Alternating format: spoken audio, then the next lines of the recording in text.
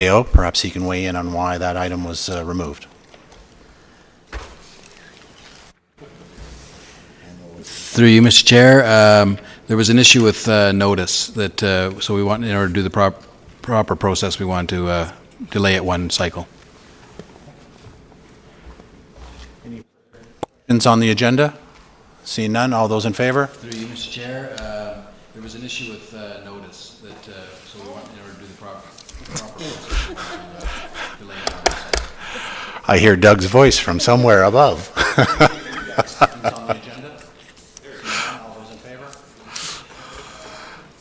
Oh, that would be annoying if that's going to happen for the whole meeting. Okay. Do we need to pause for a moment while we get that fixed? Well, that would be annoying if that's going to happen. Take a recess. Can I have a motion to recess for 5 minutes? Councillor Marakis, Councillor Tom, all those in favor? Thank you. Can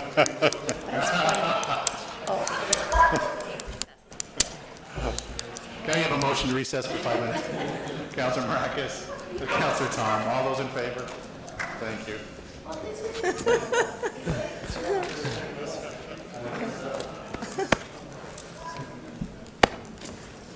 Technology. What are you going to do? Is a new approach to traffic safety in Aurora, and again, appreciate your patience as we deal with the technology. But we're going to kind of walk you through what has happened in the past and what we're looking to do for the future. And again, this is really, really future forward. It's really talking about next generation in terms of community engagement and engaging the community in solving problems that affect them directly. So we are really excited about this. It's really a joint project between Ilmar and myself, and infrastructure and the traffic analyst is going to be very integral in this as well as the communications piece, because we do think that communications is really critical to this particular project. So we'll just get Director Simonovskis to start us off. Okay. Good evening, Chair and members of Council. So first I want to talk to you a little bit about the overview of tonight's presentation and really where it's coming from. For some of you who have been here prior to 2012, we had a TSAC committee in place at the town, and it was disbanded in 2012. And some of the challenges that we had with that committee were around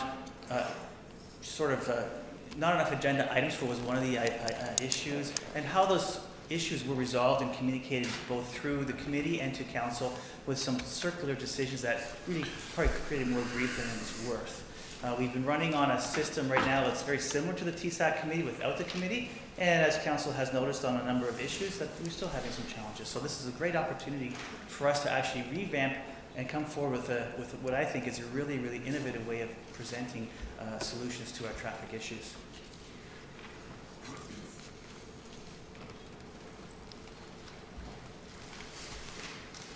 So again, as Trustees do anything. We've suddenly gone out. Sorry, there we go. So as Ilmar said, really what we want to be doing is moving towards a solution that is about citizen-led complaints and really looks at consensus building amongst citizens and residents and business owners living in the community, so that we're getting a really fulsome picture of what's happening in the community and what solutions would be best to implement in that area.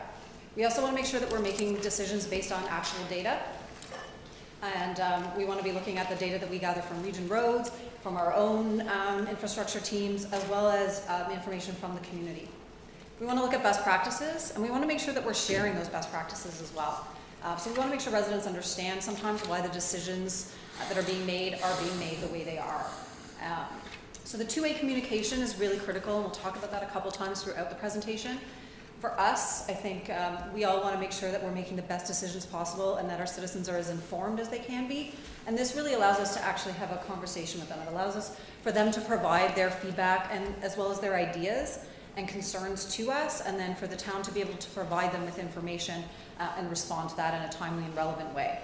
It also enables us to be more fiscally responsible. We're making decisions that we know we're not going to necessarily go back on. We want to make the right decision the first time with the most information that we can.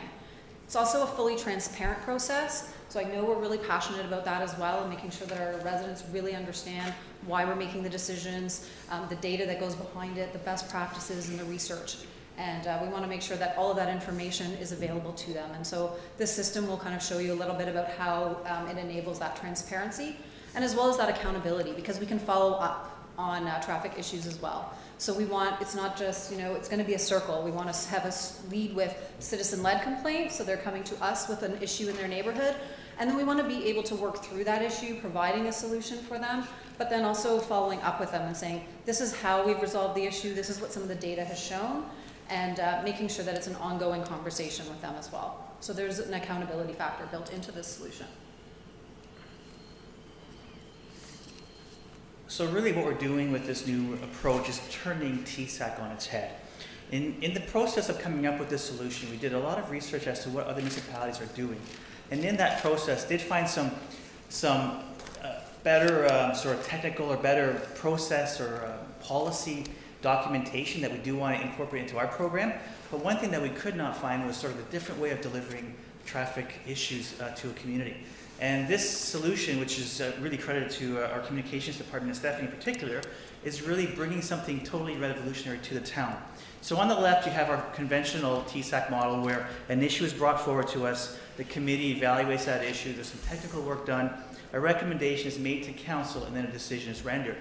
And what can happen in that process is the members or the community who's actually bringing that issue forward may not necessarily agree with the issue, and then can circumvent the process by bringing additional concerns to council directly, resulting in an ineffective process.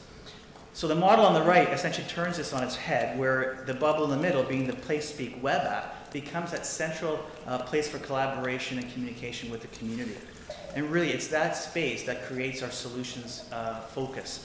And then council is in the loop from the perspective of actually bringing those resolutions or those recommendations forward after they've been vetted through the community.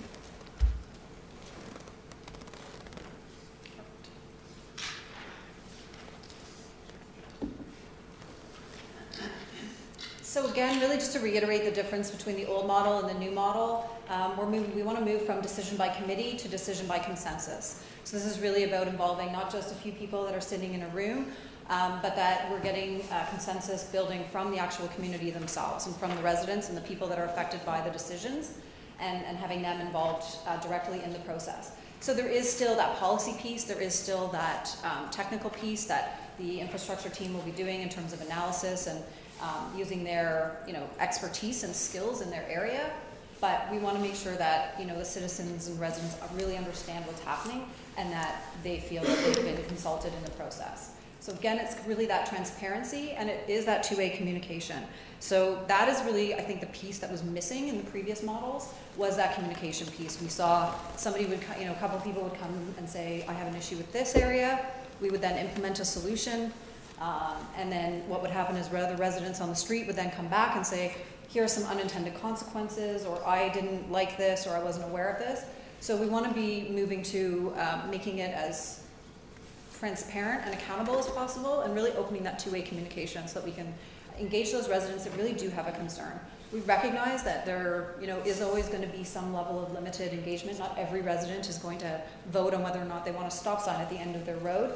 But if people are aware that the tool exists and that there is an opportunity for them, we really feel like unless somebody, if somebody really has strong feelings about it and they genuinely feel that there is a safety concern, they're going to take that action, and we're going to make it as easy as possible for them to do that. And the people that don't have a concern maybe won't interact, but that's okay. That means that they're happy. And sometimes it's, we want to recognize the silent majority as well as the vocal minority as well. So again, it is about that consensus piece moving forward.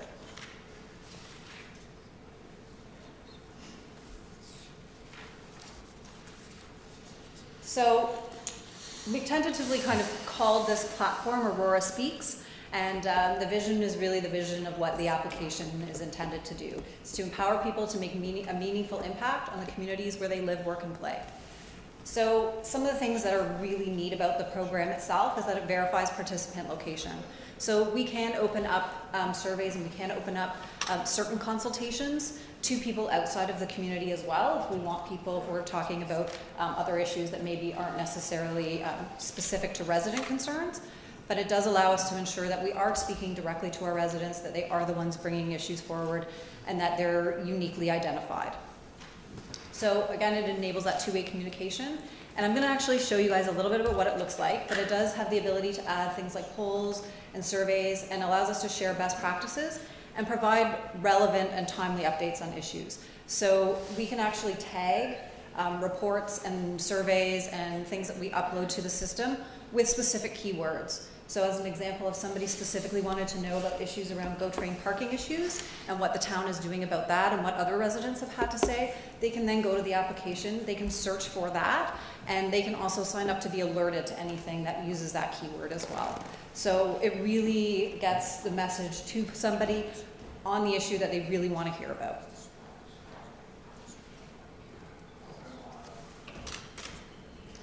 So I apologize for my rudimentary graphic design skills.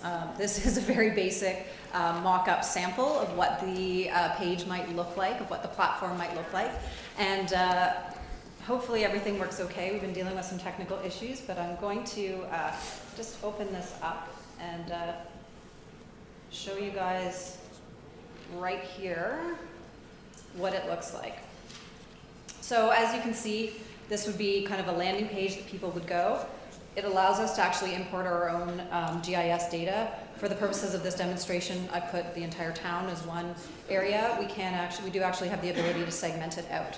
So if we wanted to just look at the Aurora Promenade, or we just wanted to look at the cultural precinct area, Library Square, we would be able to do that as well and identify that. So the page actually puts polls on the home page, has the contact information. It also embeds all of our social media feeds as well. So you can put numerous consultations on specific issues here. We really do want to, I will go into what our future vision is for it, but we really want to start with traffic safety and this particular model, because we are really, we know that people are passionate about traffic safety, and we think this is a really great way to get people used to the platform, get them engaged and get them using it, so that when we expand the platform into other uses, they can understand it more easily. So the really cool thing is this particular tool here called Placeit. So Placeit allows you to have a map, and it allows any resident to go on and drop a pin on a map and add their comment about a specific concern they might have in an area. So as an example here, you can see I've actually just put a couple of samples up myself. And sorry, I'm not using that particular. So you can see here there's a couple of different ones that I've added. So you can see here that the orange ones are my comments, and then other comments would be in gray. So if somebody was logging on, they would see their comments in one color and the other person's comments in other colors. So if you click on it, you can see here.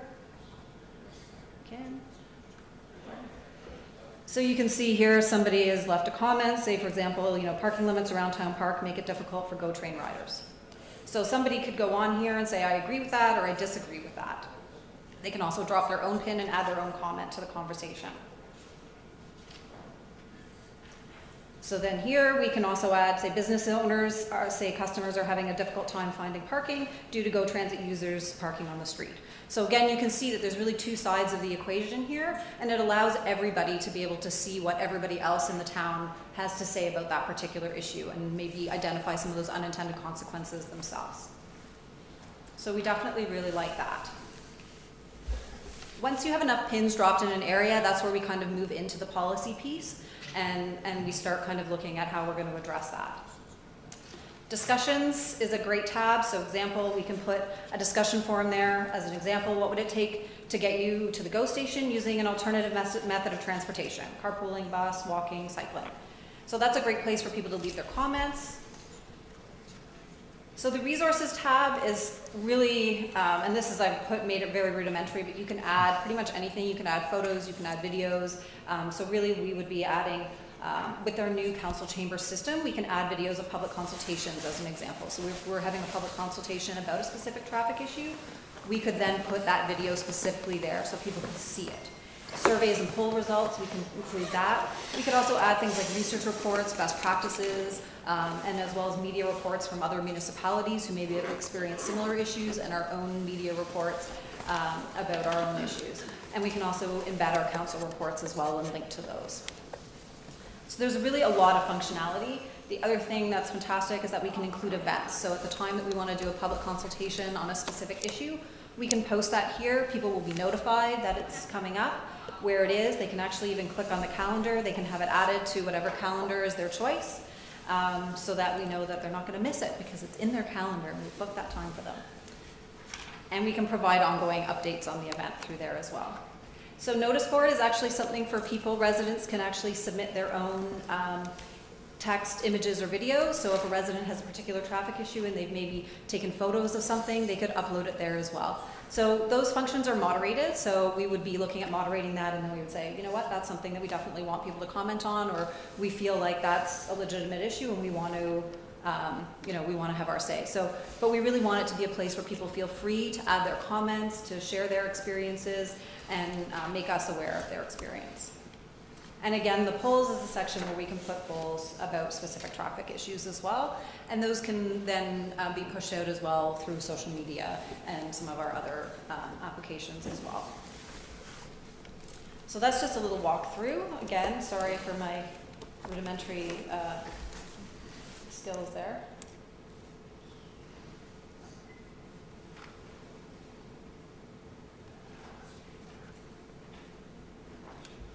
But what you could see just from that, you can see how easy it is for us to set that up. So for the demonstration purposes for tonight, I've set that page up, and it's really quite easy for us to get up and running very quickly. So this is something that we can implement very quickly based on where we are right now. The intent is, assuming there's a direction to move forward, is that the software can actually be in place by February. And the goal for 2017 would be to do a couple of things. One is to actually create that public engagement energy so people are actually aware of the tool and then going in and either investigating it or actually putting information on there. And while that's happening, which is what Stephanie will be doing a lot of that work around, we at the engineering end will polish up our policies and procedures based on the research that we did last fall to bring forward a report in February as well with the new procedures, as well as then having some open houses in early March, early April, to actually be able to make decisions starting as early as May. And then the goal is to use the rest of 2017 to engage the community and work with them as far as problem solving and applying our new policies. So just to give you a brief overview of some of the community awareness things. So we have been working closely with the developer of the platform, as well as other municipalities that have implemented the program, to really figure out what works in terms of getting people engaged. So really, we need to be working very closely with community organizations, with ratepayer groups, resident groups, parent, teacher organizations. So we want to make sure that we're reaching out to people in the schools, that we're reaching out to, Optimist Club and Rotary Club, and all of the various different community groups that we already work so amazing with, and get them to really, let their people know and let their membership know so that they can become engaged in it as well. So aside from just working with those groups, we want to look at doing things like water bill inserts. So we're making sure that something is being delivered to every resident so they're aware of the program. And even throughout the process, what we could do is if there's a specific issue identified in an area and it's moving through the actual policy process, we can put a sign directly at that location saying, hey, whether it's an A-frame board or a little road sign saying, a traffic issue has been identified at this particular location, and we would appreciate your feedback as a resident of the community and whether or not you think we need to do, or whether you agree or disagree with this particular solution. So it gives us a lot of flexibility in terms of getting the public on board and raising that awareness. And again, there's always, we kind of look at it as if somebody has an issue and they're aware of it and they know that there's a place for them to go, then this allows them to do that. We've also recognized that not all of our residents use computers. They're not all necessarily internet savvy. So we do intend, if we move forward, I'm working very closely with Access Aurora, as well as with our traffic analyst, to ensure that any resident can pick up the phone, call us, and say, I have an issue or I have a concern, in the same way that they do now. And we want to make sure that we can then go in and add that to the map for them, so that other residents can see that somebody has had a concern. So nobody will be excluded from the program, whether they have the internet savvy skills or not. I'll let Ilmar talk about the funding. And this is the best part of the whole project, is this project is 100% funded by development charges. We actually have a project within our development background study that identifies traffic management issues related to growth. So this project fits into that envelope 100%. Finally, just to finish up, as you can see, we are very excited about the potential that this platform has. We're excited about using it for a year and really seeing what kind of solutions we're able to generate. I know we talked before during my talking about communications before at council, and I know Councillor Abel mentioned we got to try a whole bunch of things and see what sticks. And I think this is definitely one of those things that is well worth trying and seeing if we can get that community engagement. We do think that it really provides an amazing opportunity for us to not just address traffic issues, but once we get that, and we have kind of from a best practices standpoint talked to a variety of different people, said launch it with one focus and really one kind of core consultation process, and then get buy-in. And once you do that, then you can expand it to other areas. Obviously, we think there's a huge potential for public consultations, public planning notices, and large-scale development projects as well, because there is the ability for people to sign up to receive public notices and alerts every time we post a public notice.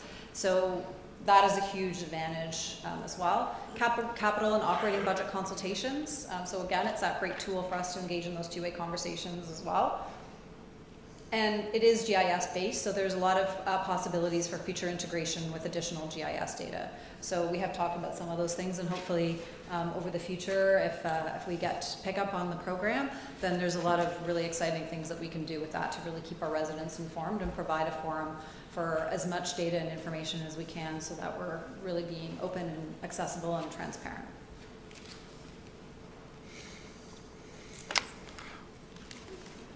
Thank you very much, Mr. Chair. That's fantastic. Thank you for your time. May I have a motion to receive the presentation? Councillor Humphreys, Councillor Tom. So questions of the presenters. I'll assume that Councillor Peary, Councillor Maracus, and Councillor Humphreys have all signed on. Okay, we'll go to Councillor Peary first. Thank you, Mr. Chair. I am on. I noticed that you had an account to PlaySpeak. Yes. Did we already purchase the software? No, okay. This is a demonstration. Perfect, thank you. That they have kindly agreed to give us for free for the purposes of this evening. I was just looking at the recommendations, wanted to make sure. Thank you. Thank you.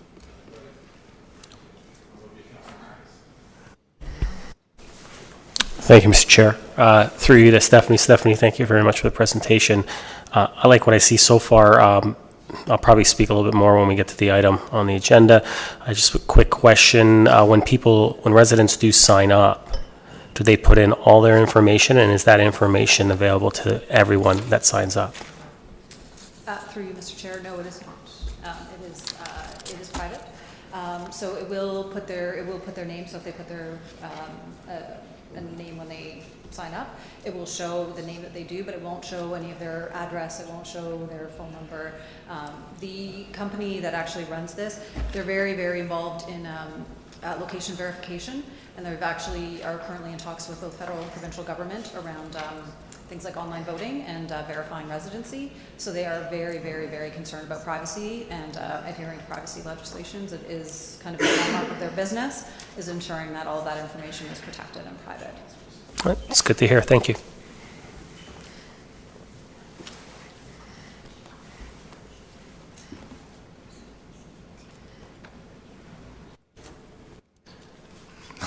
Thank you, Councillor Maracus.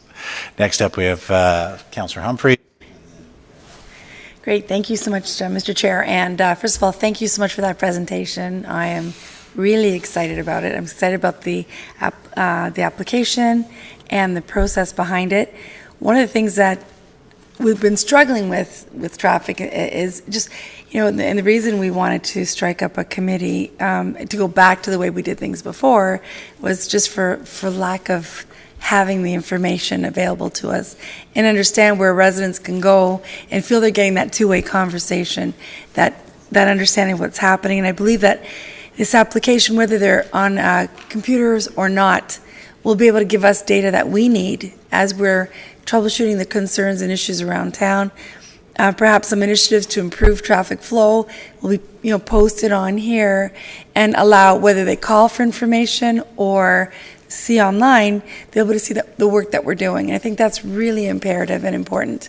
What I saw over the last several years is us reacting to an issue and not having enough time to realize, we want to fix that and fall out of that, and having all those problems that were lingering today because of that. So I think this is great. I think it's a great two-way communication, and I'm really, really excited about it. I love Aurora Speaks, and looking at what we can do for traffic, I can see all the different other things we can use this for and utilize it for. So I'm really excited. I do believe the communication piece will be very important, and we got to keep pushing it and keep it alive in order to have it just an ongoing thing. I was going to ask you, do we have any thought about having it on an application on a phone, that they can buy an app or install an app once we get rolling on this? Just a question. For you, Mr. Chair, I believe it is, yes. Okay, perfect. Thank you for all hard work. I really appreciate it, and thanks for doing the presentation tonight.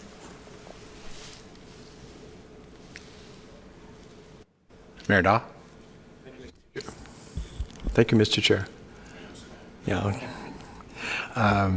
Thank you, Stephanie. It's very interesting. I think there's some great potential for this. One question, when people leave comments, some people are a little less civil than others, shall we say.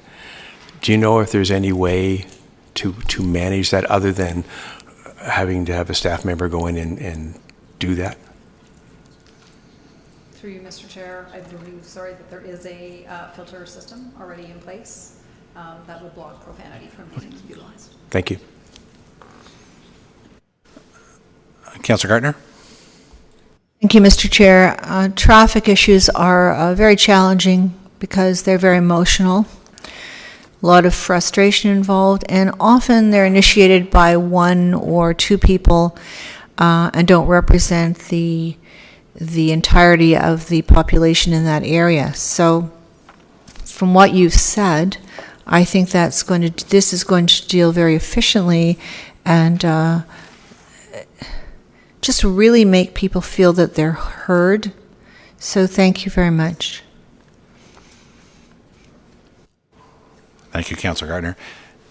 Seeing no other questions for Stephanie or Elmar, thank you both for the presentation. I'll call the vote. All those in favor of receiving the presentation? So moved. Next up, we have delegations. We have one delegate this evening. We have Klaus Warenberg, who will be speaking about the Leslie Street underpasses. I think they're just preparing things.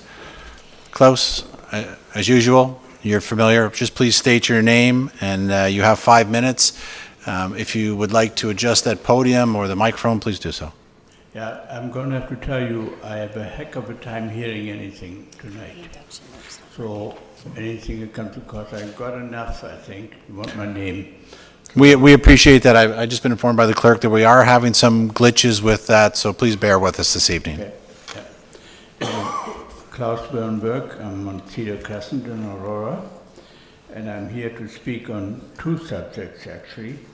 The first one was the Leslie Street underpasses, and it's merely to state that I'm in support of the staff recommendation and the Trails and Active Transportation Committee recommendation, which is more or less the same.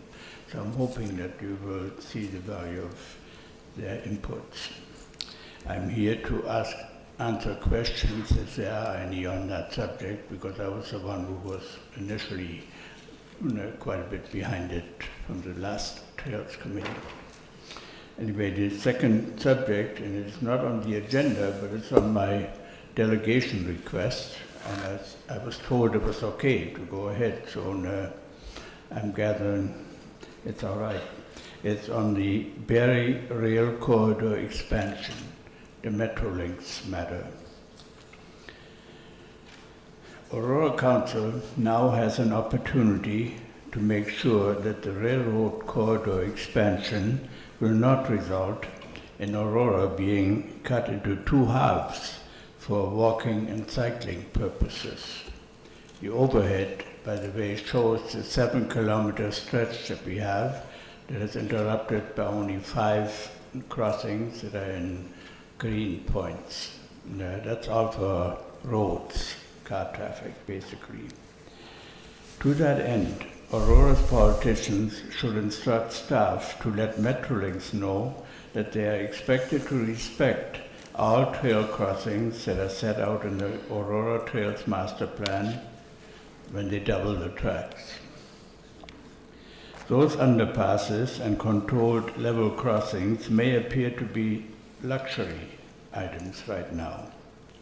But if you want to get out of cars and be active, then this type of infrastructure is necessary for commuting as well as recreational mobility.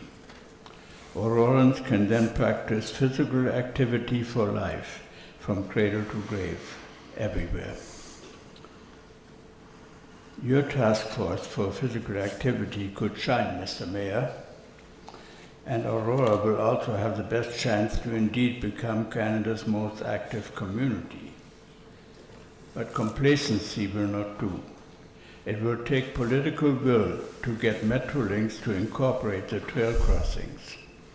Their priority is with the vehicular traffic. They have told me this at a public meeting in a very specific manner. It's not with active transportation. What happened in the 1990s, when the Wellington Street underpass for the Nukita Trail was not incorporated, that will happen again all along the tracks.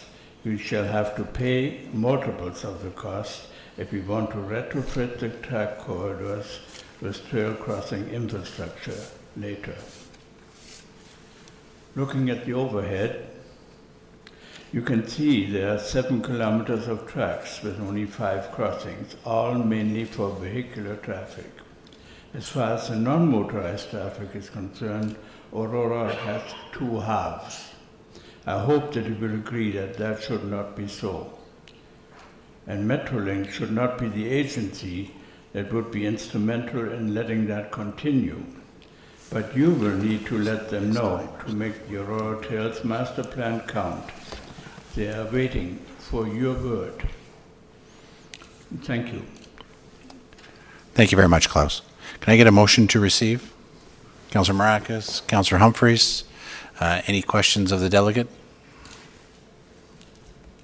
Got to press your gray button. You got to. Oh, there you are. Sorry. Thank you, Mr. Chair. Thank you very much, Mr. Rumberger, for coming here this evening, and I absolutely support your perspective and delegation. You just continuously make us aware of the critical nature of moving forward and keeping the plan in place. And I'm looking forward to seeing this come through to fruition, and hopefully tonight we'll have some good results to do that. And thank you for continuing to advocate. We need you. We have 3-kilometer stretch from Bloomington and Bathurst to Yonge and Henderson, diagonally across the section. That's right. And we have another that's 2 kilometers north of Wellington. I mean, give me a break. You know, like we just can't afford to have that type of thing and then expect people to be active. They're going to have to get in their cars to get to the other side of the railroad tracks. Not couldn't be. We should be saving up money on an ongoing basis because the development funds are going to be drying up. We should be putting something into a nest egg. Then these things come up so we can afford them on an ongoing basis. Anyway, appreciate your support. Thank you. Thank you, Ms. Warburg. Any further questions? Councillor Maracas? Thank you, Mr. Chair. Through you to Klaus. Klaus, thank you for coming in tonight. And, hey, Klaus. Thank you for coming in tonight, and thank you for coming to the Trails Committee. I know you've mentioned this and you've advocated on behalf of this in the Trails Committee, and the Trails Committee really supports your thoughts and have moved forward and recommended to Council, as you know, to move forward on these initiatives. And so hopefully, as Councillor Humphreys mentioned, that tonight we will move forward and get this done. So thank you again for coming out and speaking so eloquently about trails. Thank you. Didn't catch everything, but thank you.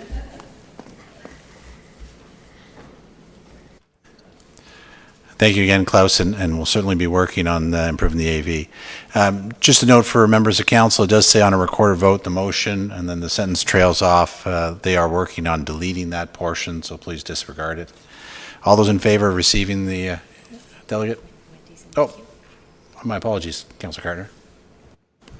I was just going to ask Mr. Warenberg how many years he's been coming to this council chamber about these trails, but I would say, oh, we don't want to give away your age.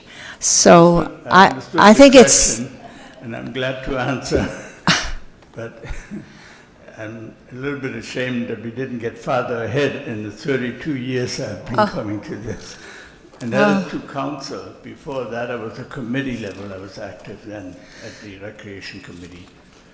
Thank you for your persistence. And of course, your interest. Thank you. Seeing no further, all those in favor? Carried. Council, we now move to the consent agenda for the first time. We seem to have some more feedback, but may I have a motion to approve the consent agenda? Any questions? Mayor Daw, Councillor Humphreys, any questions about the items on the consent agenda? If I can get you to press your gray button, Councillor Kim. Perfect. C1, please.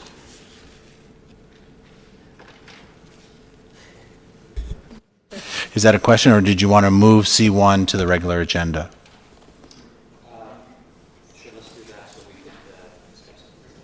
That's fine.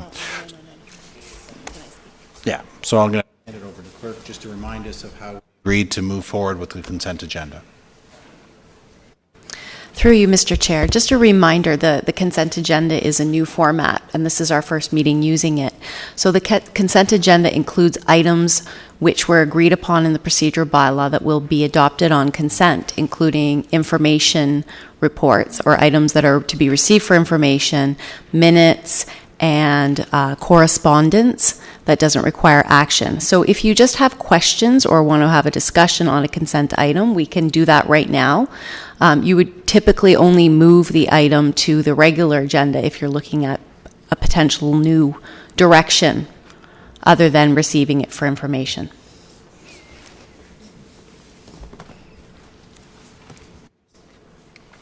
Thank you for the clarification. Councillor Kim, did you have specific questions or a point you'd like to raise as opposed to changing the motion? Just give us 1 sec. I would like to have some dialogue on it, but I don't believe at this point that I want to change in direction. But what happens if the discussion leads to potential change in direction? Through you to Madam Clerk. We would then pull it. So for now, if you have some questions or some comments you'd like to make, feel free. Okay.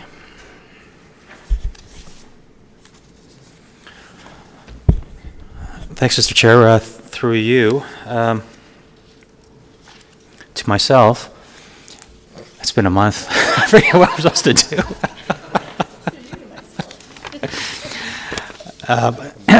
Thanks to Mr. Sivanauskas for the detailed report. I couldn't help but, as I was reading this, I had so many notes down, I don't think I'm going to get a chance to comment on everything or ask every question. But my general thoughts as I was reading through this was that it's like someone giving me a budget to buy evening wear for the next few years, and during the process, I find that I don't have sufficient budget for a tie, cufflinks, shoes, matching belt. And however, I could buy a belt at a future date at a lower cost should my pants start falling down. And that's how I felt as I was reading this whole thing, is that my understanding from reading this is that,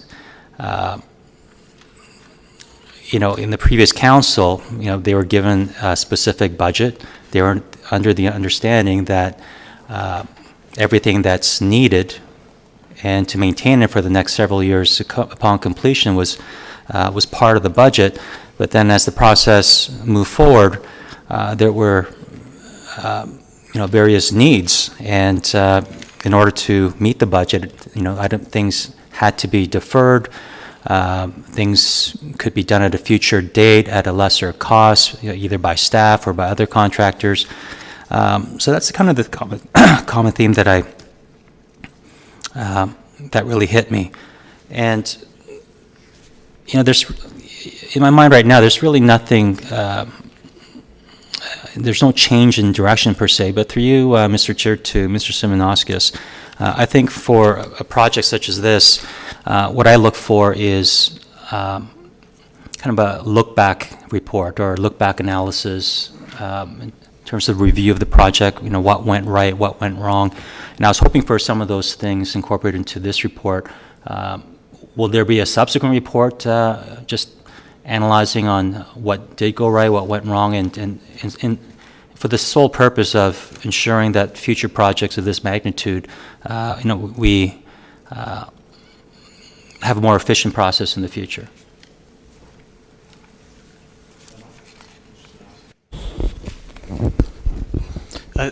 Through you, Mr. Chair, this final report was intended to provide some of that sort of background and onto the project.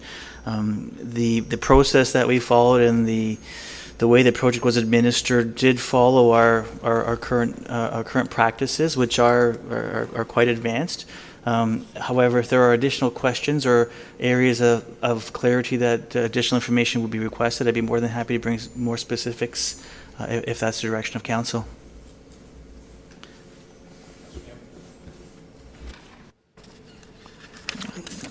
Now, the cost of the purchase of the new land, along with the remediation, that wasn't included in the overall expense or cost. Normally, if you purchase something to build something on it, that would be an expense. Why wasn't that included in the overall total? Through you, Mr. Chair, to Mr. Simonauskas.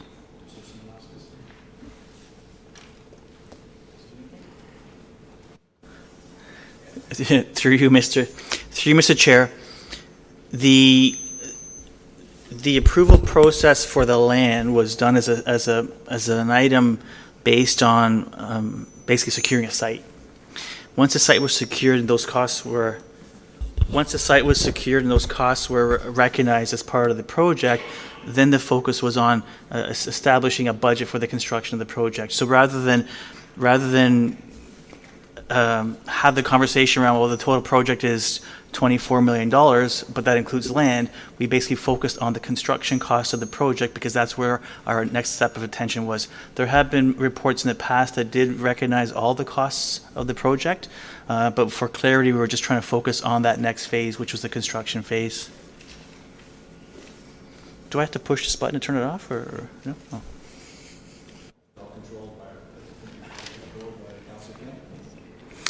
Yes. So the cost that I see total, I think, which is what I was looking for when I made the request a couple of months ago for a more detailed report itemizing the total costs. It's 27.9. That's including, I believe there's a figure there of 1.1 million in financing costs over an estimated 10 years. Is that, whether it be yourself or Mr. Elliott, is that your figure as well, through you, Mr. Chair, to Mr. Elliott or Mr. Simonauskas? Or, sorry. Yeah, sure, I can. Through you, Mr. Chair, so the cost that you have in the financing section, that is correct. The $1.1 million is an approximate expectation of costs. Actually, the interest itself is $950,000, but there have been some payments made already, which include some interest paid to date. And that's on page 9 of 10.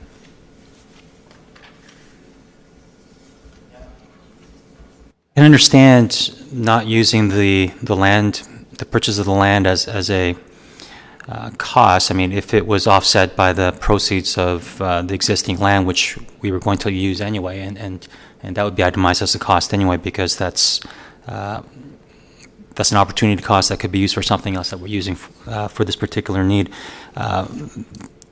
Through you, Mr. Chair, to Mr. Sivanoskis or whoever can answer this. The sale of the Scanlon lands, that's been pending for a while, and there's some remediation going on.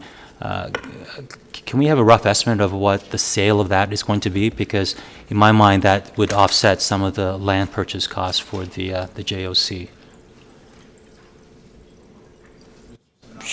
Certainly, through you, Mr. Chair, I can start, and if there's any other input to that.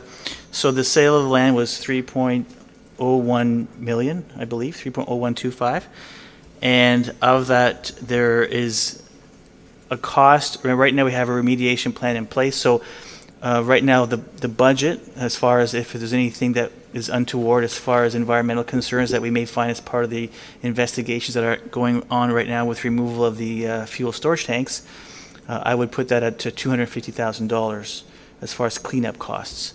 So there should be, after, and there have been some other costs incurred through the sale process. So I would say maximum $500,000 in costs as far as the sale is concerned. Again, as we move through the environmental cleanup process and achieving the record of site condition documentation, then we'll have a full understanding of what those remedial costs are. But at the end of the day, there was always a recognition that there would need to be some investment in rehabbing that site to make it saleable.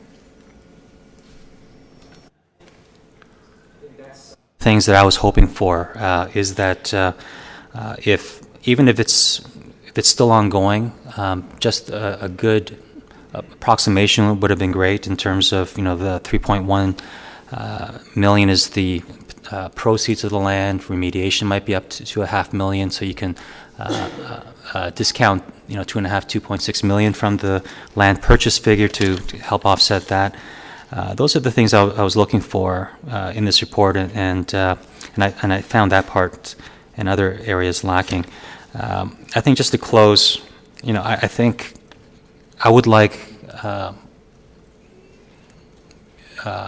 finalize this or put an end to this by requesting another, a shorter report. It doesn't have to be this long in terms of, you can refer to this report, which is the best we've seen so far.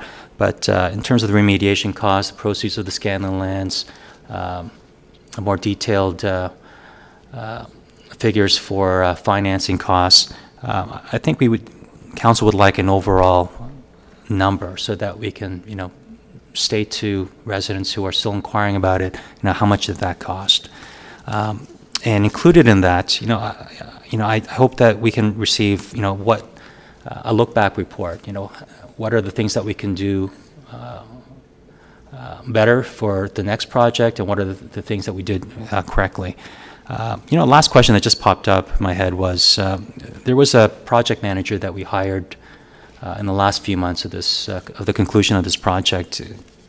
Where would the cost of the project managers be included in these figures, Mr. Sivanoskis? Mr. Chair, I will point you to the table on page 8. We have third-party engineering, and right below that, I'm just looking here.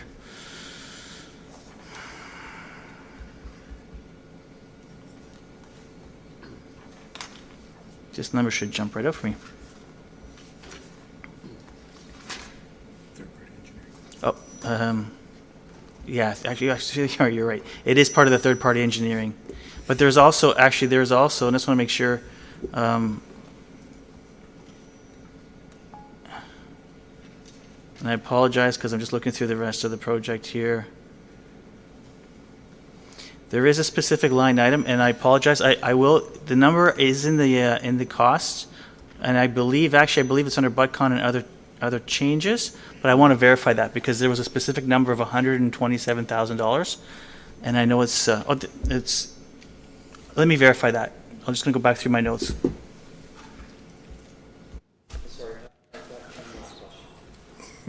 Through you, Mr. Chair, to Mr. Simonauskas, on page 3, where on the end of the first paragraph it said the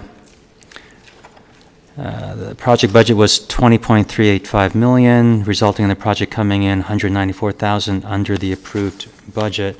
And then on page 7, it says, with all project considerations included, the overall budget impact is expected to be $860,000 over the approved budget, or about 4%. Are they referring to the same thing, or I'm just a little bit confused with that? Certainly, through you, Mr. Chair. If you read through the notes in the report and how they relate to the table, they do walk through each section of the table, and the $860,000 actually refers to the number that's on the bottom of section 6 of that table, $859,050. So that's the overall impact to the original approved budget, which was that $20,385,589. So then, overall, that's the number that we should be concerned with. Oh, sorry.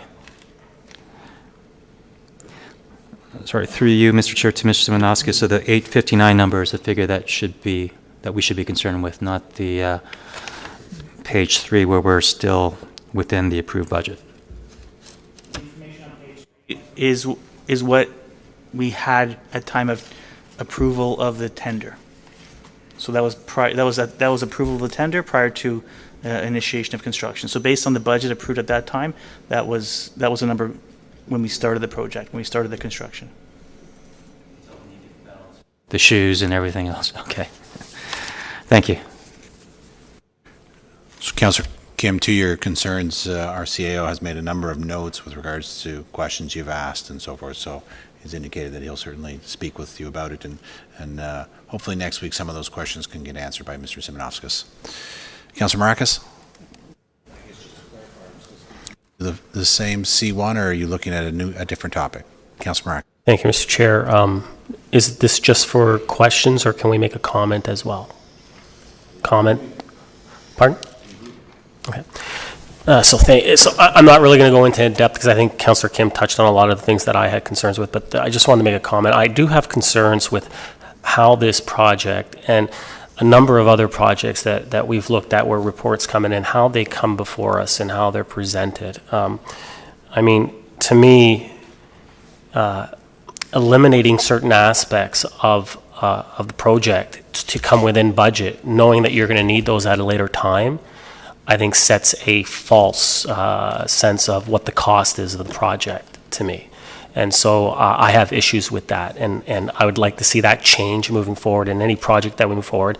If something is needed, we need to identify that that's needed. It stays in. This is the budget. That's how we move forward, and we report that number to the residents, because I think it's important, because I mean, we're constantly hearing that this project came within budget, but realistically, when I look at it and I go through this, it didn't come in within budget. It actually came over budget. And I look at some of the things that have been eliminated. When you look at the fuel monitoring system, it states on page 6 that the fuel monitoring system was not essential to the operation of the fuel dispensing system and was excluded from the initial procurement as a budget control measure. But then it states, however, to take full benefit of the monitoring and control features of the fueling systems, staff requested consideration of the controls component be added in as a separate capital program. So to me, I'm hearing two things in that paragraph. I'm hearing, well, we didn't need it, so we moved it out because it wasn't essential. But then I'm hearing, well, we actually do need it to keep this moving and actually have it work properly. So we have to put it back in. And so to me, it's just a way of circumventing what the budget number is. And so I have concerns, and I think moving forward, we need to deal with this and have it properly put out for information to us and to the residents.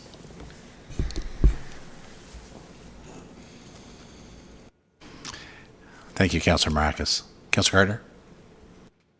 Thank you, Mr. Chair. Following on that, I'm looking at page 8, which is the chart number 4, approved project scope reductions. So the aforementioned items, through Mr. Chair to Mr. Simonovskis, we deleted the green roof, which is a shame because I think it would have been wonderful for us to have had a green roof. But going on, delete the entry pylon, the on-site landscaping, the wire cages, that's for equipment storage, and the asphalt. So then when we go, I'm going back to page 5, some of the rationale was that we could do this cheaper in-house. But there are no cost figures in this report. These things are mentioned a couple of times. So, for example, the entry pylon sign, is there a figure for that to be provided, as well as the landscaping and the storage cages? Through Mr. Chair to Mr. Simonovskis? Or perhaps... Through you, Mr. Chair. So at the bottom of the table, section 6, we identified those items that we can bring back in and at what cost. So the road pylon sign, that was an allowance. The costs don't really change. The only opportunity we have is to, I guess, put in a smaller sign or look at some savings as to what kind of sign we put up. But we carried the same budget as we had in the tender. The landscaping costs are less than what we deleted from the project, and this is in large part to the assistance of Mr. Downey's staff and the road staff in making internal efforts to complete that works. So that was some real savings for us. And then the asphalt costs were, again, hard costs that were removed from the project that will require a contractor to facilitate the installation of. We may have some opportunity to do some base work in-house, but again, there are still material costs, which is a big part of that budget item. That last cost actually has gone up. It will be more expensive now. The question about the landscaping, why did we, through Mr. Chair, why do we put the landscaping into this project to begin with if we could have done it cheaper in-house? Certainly, through you, Mr. Chair, we designed the project to be a complete project. It's not desirable to piecemeal a project by any stretch of the imagination. However, with the constraints that we were facing during construction, we were strategic in identifying items that we could either eliminate, defer, or deliver in-house, and that was one of the items that we identified. Which is $46,000 cheaper doing it in-house. So perhaps it was, according to the chart, so perhaps it's going to be slightly different landscaping. The other questions I have are on page 5. Sorry, my apology, page 9. Talking about the DC funds that we can use for this project. We're in a shortfall now of $7.2 million. Do we know when we are going to be receiving the full amount of those DCs? Through you, Mr. Chair, in discussions with Mr. Elliott, the expectation that this is a longer-term investment. We've obviously overbuilt this facility to meet our future needs, so the 10-year debenture period is intended to cover off that period of time when those development charges are collected. So it's not going to be a very quick collection. We have collected an awful lot of funds, obviously, in the last 3 years with 2C, but the cash flow is going to diminish, and it is a longer-term collection period. Perhaps as a follow-up, maybe to Mr. CAO, I'm not sure, or perhaps to Mr. Ramuno. I mean, we're reaching build-out. The 2Cs are going to be built out in a couple of years. So if we're not going to get that money, that DC financing, by the time the 2Cs are completed, where are we going to get it?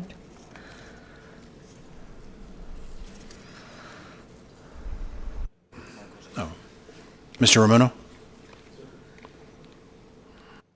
So, through you, Mr. Chair, we've projected our development charges out through over a 10-year period, and Mr. Elliott does have those figures. It's correct, 2C is close to build out, but there are other developments in town in the future where we will be generating a certain amount of development charges over the next 10, 20 years.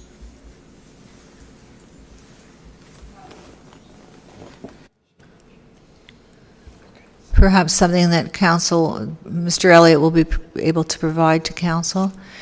And the last question, it's again on page 9, and it's talking about sale of land proceeds, 41%. Are we anywhere close to meeting this target with the Leslie Street lands?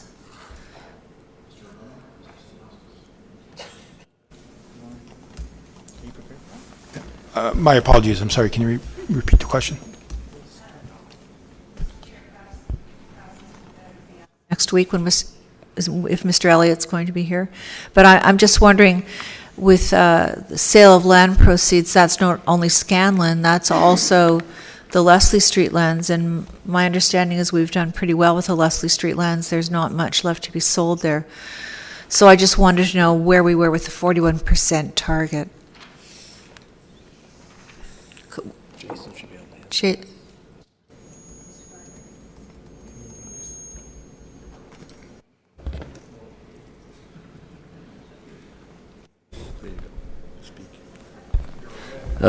Through you, Mr. Chair, I believe in terms of the land portion of this, we've pretty much got that all in now. I think it's pretty much all funded from the land sales standpoint. It's just the DCs we're waiting on predominantly at this juncture.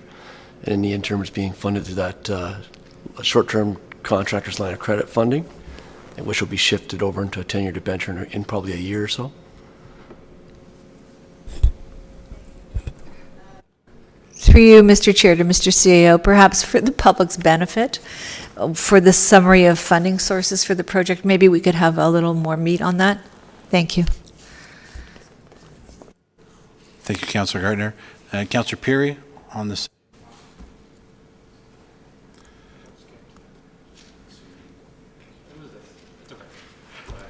Thank you, Mr. Chair. I think we've skirted this issue a little bit, and here's my difficulty, and I'll put it out there. But I think we need to do a little bit more work on this to figure out sort of what happened. Because looking back at it now, and hindsight is always 20/20, in August of 2014, a few months before an election, certain elements were removed from a tender so that the project came in under budget by $100,000. I think as a whole, this council has always strived to provide real and accurate information and to provide numbers that aren't hidden throughout our budgeting process. We always make sure to publish both our rate increase as well as the regional rate increase to see how everything acts to be as open as possible. And we've all sort of looked at the numbers and said, well, how does this happen? Why would you remove certain things, take it out of the scope of the project? I just think it makes most, if that's something that we look at as well. Because looking at it in hindsight now, it's not something that looks good, and I think we've all looked at it. So, Doug, if you can respond to that, I know you weren't around, but if you could look into that, it would be greatly appreciated.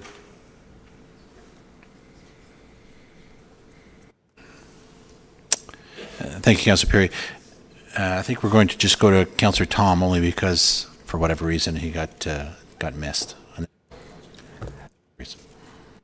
Thank you, Mr. Chair. Somewhat along the same lines as Councillor Peary, I mean, it's quite obvious that this report is falling short of satisfaction to most of council. We have a lot to get through tonight, so I don't want to take too much more time up on it. I think there's been a lot of good information asked for.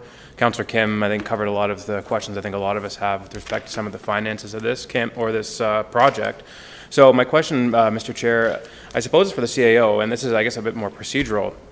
This is on the consent agenda. I realize this is the first meeting, but it appears that the first page of this report states that this is the last report we're going to get. I think that we want to get further information and perhaps a further, more detailed report, and perhaps a more concise report, both for council and for the public to understand. So, do I have to move this to request a further report, or is it understood from staff and it will be taken under action without a motion? I'd just like clarification on that, just so we can get the meeting moving forward. I think that's what most of council would like, but. I know our CEO would like to address it. He's certainly written lots of notes. I think our understanding is there will be a further report, but I'll let him speak to it. Thank you, Mr. Chair. I'll just make a quick comment on the overall context, because I have spent a fair amount of time climbing into the history on this. And if I can take you all the way back, I think I'll get this right. There was a budget for this project pre-tender. Before you went out to the market, you'd set a budget. And that budget anticipated significant land costs based on that property in terms of preparing that lot to build. And I'm going to skip steps here, but I think in terms of the disconnect that we're wrestling with at this point. So there was a budget. It included a significant cost to make the land ready to build. That budget was accepted by council and it went to tender. The tender came in, and that particular component of the tender was extremely low compared to what the staff report of the budget was pre-tender. So this contractor looked at the required land works and said, no, I think I can do that. So to pick a number for half of what was originally in the blue sky estimate. So the tender was awarded to that contractor, and the budget, instead of being left the same to see what really happened, the budget was then dropped for the project to correspond to the tender. So in other words, that safety piece that the contractor was giving you by virtue of his lower cost for the land was absorbed before the tender was even awarded. You took that right out and said, then go ahead with the project. And then when they actually got into the land work, oh, look at that. It wasn't as cheap as we thought, and the original estimates were actually fairly close to what actually occurred in the cost to fix the land. And so as a result, staff throughout the process were forced to make up that difference by taking it out of the scope of the original tender. Because you've got a tender now awarded for a whole bunch of things, including fuel farms and landscaping and all those things. The budget is set, the contract is set. We can't go over by even $1, and so you start scaling things out of the tender so that you still come into the same number. And I think if I can get a nod from Mr. Simonovskis, I think that is in essence where the gap is. And so if I could call it a time for a correction, should have been before you started building, when the land costs were actually seen to be as high as were always anticipated, but before you went to tender, there should have been a pause there and saying, okay, is it likely we're going to get all of this other stuff that's in the tender for the same price? And the answer would have been no. But that being said, I've taken a page of notes, and I agree there's some more detail we can certainly provide in terms of the longer-term costs and the net wrap-up. And in fact, the original report went into far more detail, and quite frankly, I found the report overwhelming because it was twice as long, and I thought, we'll never get through it, it's just too much. So my preference was to separate sort of the mechanics of the purchases and the transactions in terms of what came in on and off the tender, and then bring the financing back. But so we'll bring the financing back, and we'll also cover some of the other issues that have been raised tonight, and we can take that as direction. There's no need to modify the motion. Thank you, Mr. Chair, and I'd just like to ask when council and the public can expect that? Roughly, you don't have to... To you, Mr. Chair, the bulk of this information is available, so I would say if you could allow us to the second cycle in February or the first in March, I think there wouldn't be any problem getting that done. With council's permission, perhaps we can move on from this one. I think if there are any additional comments or concerns, that perhaps you address them offline with the CAO, and then he'll bring them forward with that future report, unless there's any objections. Seeing none, can I get a motion to receive? Sorry, I should first ask, are there any other consent items that members of council wish to speak to? Seeing none, can I, all those in favor of approving C1 to C5 inclusive? So carried. Okay, we've managed to work our way through that for the first time.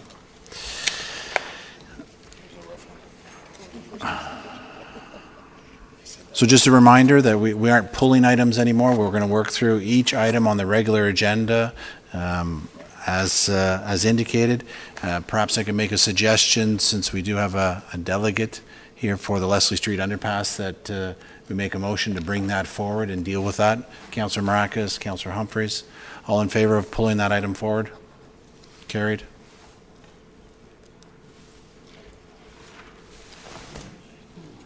Okay, Can we do that one afterwards? That's fine.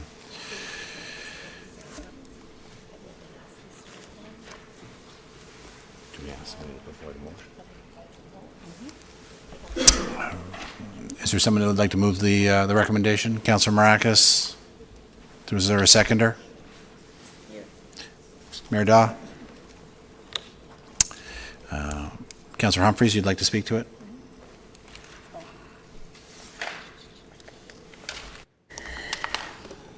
Thank you, Mr. Chair. I think it's imperative that we move forward with this underpass. We've delayed it a couple of times, went back to active trails and transportation last meeting. There was unanimously agreed there that this needed to move forward. And it's something that we really should not be wavering from the path that we started. I know that there's been a bit of an increase, obviously, but this is our future in terms of being able to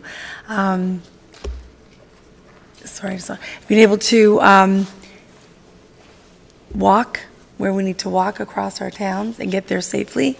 Mr. Remberger mentioned the fact that there's going to be much development of employment lands where the only way we could, if this doesn't occur, the only way they can get there is by driving. So this is very imperative that we move forward, and I really hope that we have support around the table to finally get this back on track. Thanks. Mayor Daw? Oh, sorry.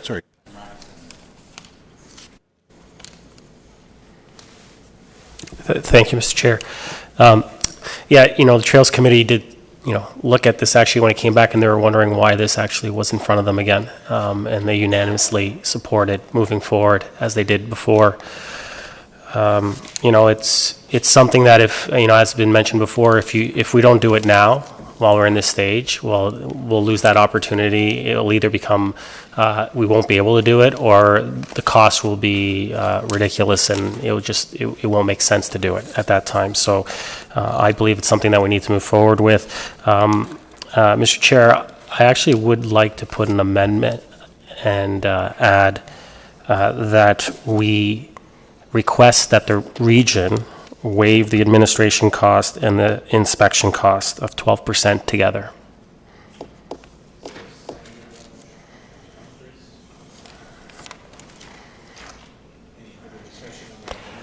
If, Mr. Chair, if I may, I just want to make one comment. As everyone knows, I've mentioned this before, I think it's absolutely insane that the region is charging us, the municipality, a 6% admin fee and that inspection cost. We don't do it when we work on projects with them. So, if they want us, we can start charging them, I think. And so unless they're looking to waive this, if they don't waive it, then I suggest that we start charging them on any projects that we work with them.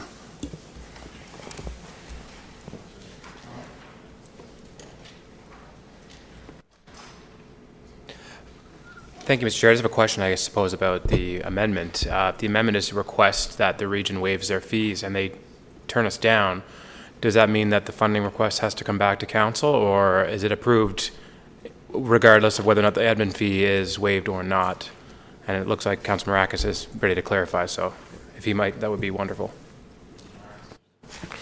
I have no intentions of slowing down the project. I want to move forward regardless of what the region says. I just want to make them aware that we're not okay with this charge, and let them know that if they're going to continue to charge us like this, then we'll reciprocate and charge them back. Jeff. Thanks. I guess my question would be, if they do waive the fee, then the numbers will change, so we'll have to get an update back to council as to the revised figures. So I just wanted to know if the amendment passes, what the logistics will be behind that, but if staff have no issues with that, if they have no comment, then that's fine.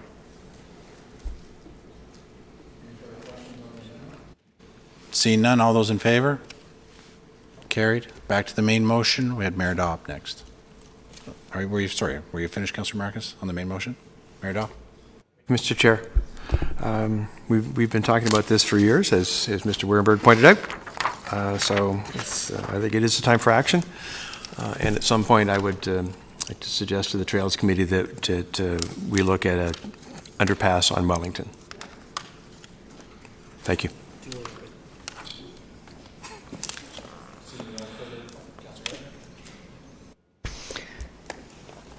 Thank you, Mr. Chair. There's a couple of things in this report that we don't have a price tag for. One is the illumination, and the other is access to the surface of Leslie Street. If this is really going to be functional, I think we're certainly going to need illumination and most likely access to Leslie Street. So through you, Mr. Chair, who on staff might be able to answer what that would cost us in the future?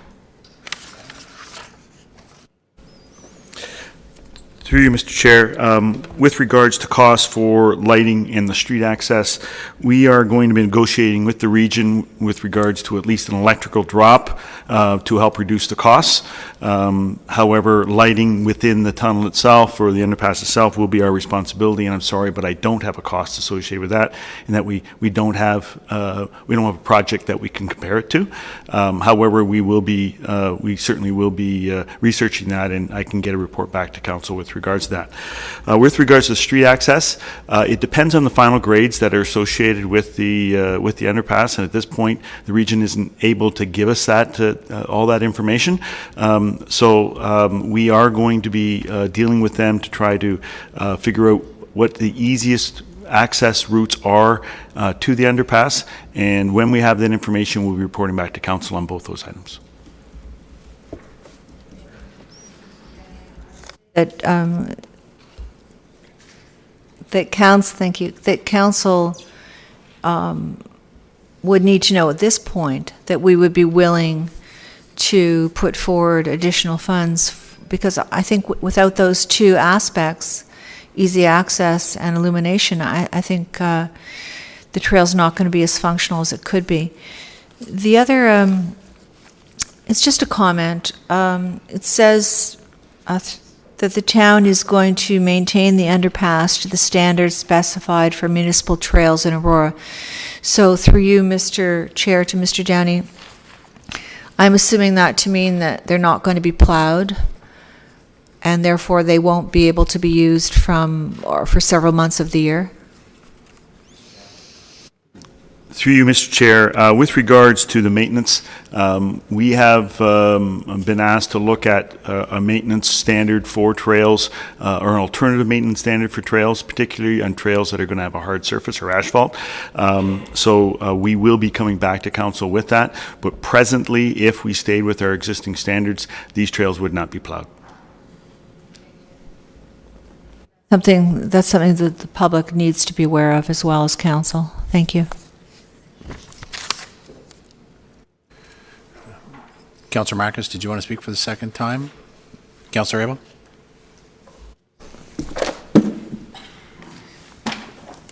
Thank you. Not yet. Thank you, Mr. Chair. Two things. Mr. Mayor brought up about the Wellington underpass. Do we not have a motion and something on budget already going forward on that? Or would we need to bring something like that forward to give direction to staff? So we do mention it here, but we have nothing concrete in the works. Okay, so that might be perhaps a notice of motion or something coming forward. Thank you. And through you, Mr. Chair, there was mention about the lighting. I know it seems, it may not, I think it's just worth mentioning. Would they leave the rough-in wiring or electricity for the underpasses in the event that we do want to go ahead with the lighting? So would it be roughed in through you, Mr. Chair? Would we make sure? Through you, Mr. Chair, yes, that's our request, and so then we could then energize that system, put the lights in and energize that system. So that's our request to the region, and it will be. Wasn't overlooked, because that could be costly down the road. Thank you very much. Councillor Marcus? Thank you, Mr. Chair. I just had one more question, I guess, through you to Mr. Downey. Mr. Downey, the Trails Committee specifically asked that we make a request or just ask the town of Newmarket whether they would look at possibly sharing in some of the costs, considering the trail will be running alongside their border. Have we done that yet? And if we haven't, when will we be asking them? Through you, Mr. Chair, with regards to requesting Newmarket, no, we have not asked Newmarket at this point. If this item is approved, then we will be asking Newmarket. We didn't want to assume that council was going to make this approval. So upon council approval, then we can approach Newmarket and see if there's a shared funding model available to us. Thank you. I look forward to hearing what Newmarket has to say. Any further questions on this item? Seeing none, all those in favor as amended? Carried. Mayor Daw has asked that we bring item 5 forward. Mayor Daw, would you like to move that? Mayor Daw, seconded by Councillor Humphreys. All those in favor of bringing that item forward? So carried. Mayor Daw, did you want to put that item on the motion on the floor? Mayor Dawes moving the staff recommendation, seconded by Councillor Abel. Did you care to speak? Want to speak? No comment.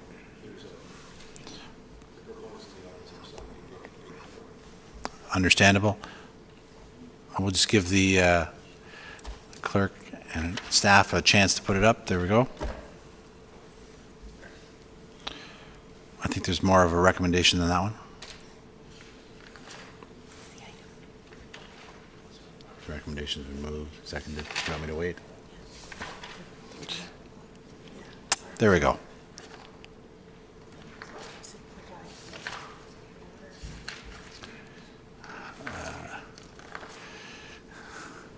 A little unusual, but I see Mr. Ramuno's chimed in. Would you like to?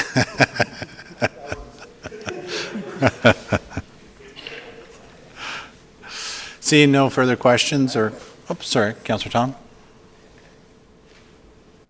Sanders first. Or me, whatever. We're going to get through this, gang, I swear.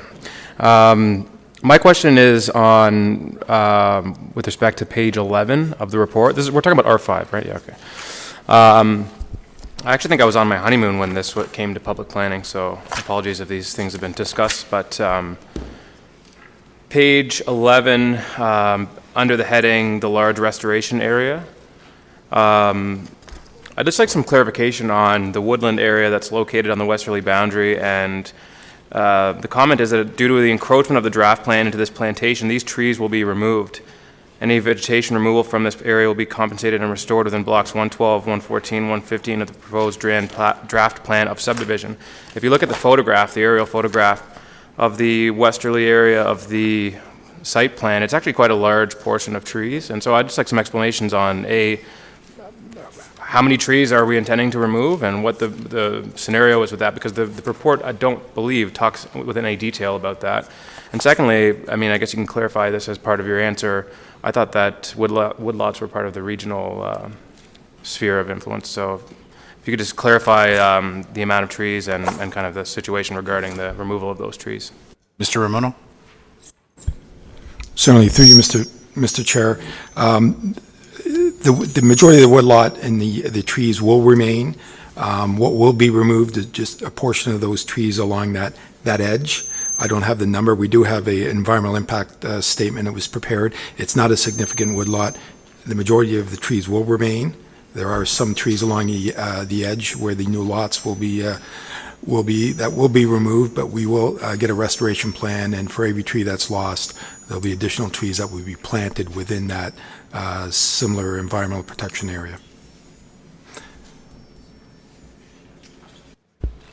Thank you very kindly. Yeah, I guess that's what I was getting at. I mean, although I just think a bit more detail would be nice, and perhaps for next week, for council, or even just offline, you can let me know, because, you know, it is quite a substantial woodlot, and in fact, it forms a part of the woodlot to the west. It's one continuous piece. So I think it's important to know if we're going to be clear cutting trees or if it's just a few along the margins. And I think the residents can expect that. So we had some issues with people removing trees. So anyhow, if that information is forthcoming for next week, I'd appreciate it. Thank you.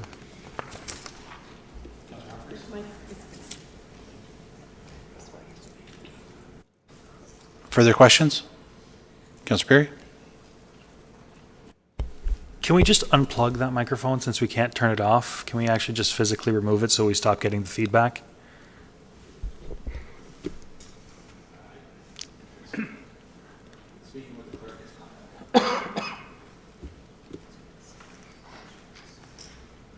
got a microphone on.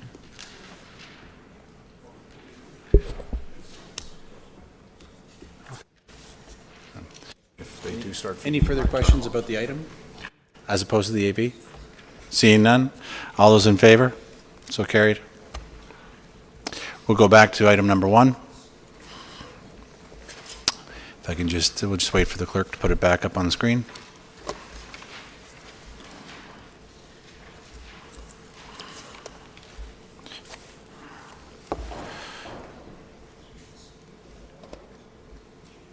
Councillor Humphreys, would you like to move the motion? Yes, please. Seconded by Councillor Maracus. Councillor Humphreys? Thank you. Thank you, Mr. Chair. I'm really excited about this initiative, and I have a lot of faith and confidence in our communications and infrastructure team for traffic safety. And I'm really excited to see how this model comes to fruition. It sounds like our funding for this is pulled from the development charges, as well as we can get this up and running for February, which is just around the corner. And I do look forward to this. I think once we have it rolling and we can get some timely feedback on how things are developing, having ourselves used to going to this site as well and seeing the information that we're getting from residents and the two-way communication. Again, if people aren't able to get online, it's not what they do. A phone call, staff is going to be implementing and putting that information in a database, amalgamating the information and gathering it. And that's really when you get true statistics and true measurements to validate what we're doing and the actions that we're taking to keep our traffic flowing and the parking appropriate and safe for our community. So I'm really looking forward to it. I want to thank both Stephanie and Elmar, Mr. Semneskis, and I just want to thank you both very much for working on this together. I think it's very critical that we have communication and our traffic team together on this in order to make it successful. So looking forward to it, and looking forward to seeing the development and getting some of those critical issues addressed ongoing. So thank you very much. Oh, I just want to add one thing. I think, I know as we implement this, we're going to be leading edge in municipalities. And I would love to showcase this, as we go forward, and would like to think about how it works, how it's going to work, and if we want to showcase this at one of our FCM conferences, if all goes well. Thanks. Thank you very much, Mr. Chair. And along the same lines as Councillor Humphreys, I wanted to commend the innovative approach. I like that word, innovative. It's something different. It's engaging. It's taking advantage of a new technology, especially in the social media. It incorporates it all. It also brings two directors together to work on a project. It shows the emphasis that we have on communication, and I really am impressed and am fully in support of trying this alternate approach and getting a community consensus, because I often find the community when they buy in, you get the best results, the best success. And so this looks like the way that we should be working on a lot of projects. And again, I want to express how pleased I am to see that we've gone this route. So I'm in full support of giving this our support. And I mean, it's complete. It's funding, implementation, and it's innovative and it's progressive. So I'm in full support of this. Thank you.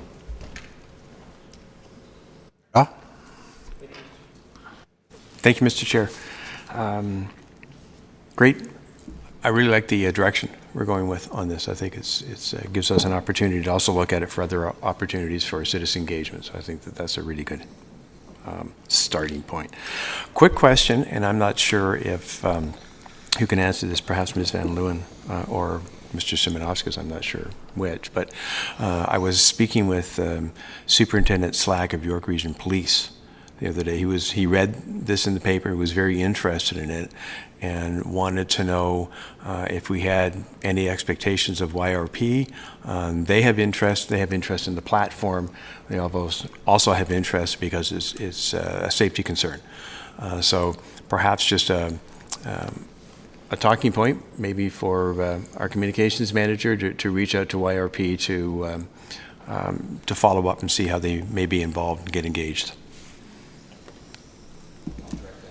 Ms. Mackenzie Smith, our corporation's communication. Thank you. Through you, Mr. Chair. So we have talked about that quite a bit. So, and that will be an element that will be involved kind of on the policy side as well in terms of engagement with YRP. Another thing that I have actually talked to the vendor about, and about whether or not it's a possibility, which they are further looking into, and if we are able to do that, I would be approaching York Regional Police. So when I spoke in the presentation about integration of additional GIS data, when I was at York Regional Police in the communications department, I was a project manager on a project where we implemented Crime Map software. So that Crime Map software that anybody in the public can actually go onto the York Regional Police website and see police activity. It also lists proactive policing. So it actually pulls from their system when they're doing tickets for speeding, for stop sign enforcement, things like that. So ultimately what we would be interested in doing is working with York Regional Police as well as with the vendor in possibly doing an overlay of that data onto our map on PlaySpeak so that citizens could actually see where traffic enforcement was taking place. So if they had a particular concern about speeding in a neighborhood or about people not stopping at stop signs, they would actually then be able to have a filter applied to the program to be able to see if the police service had actually been doing enforcement in that area. So there's a lot of opportunities certainly for us to engage the police service in the process for sure. Thank you very much. Councillor Kim. Thank you, Mr. Chair. Like everyone, I think it's great when we have more collaboration.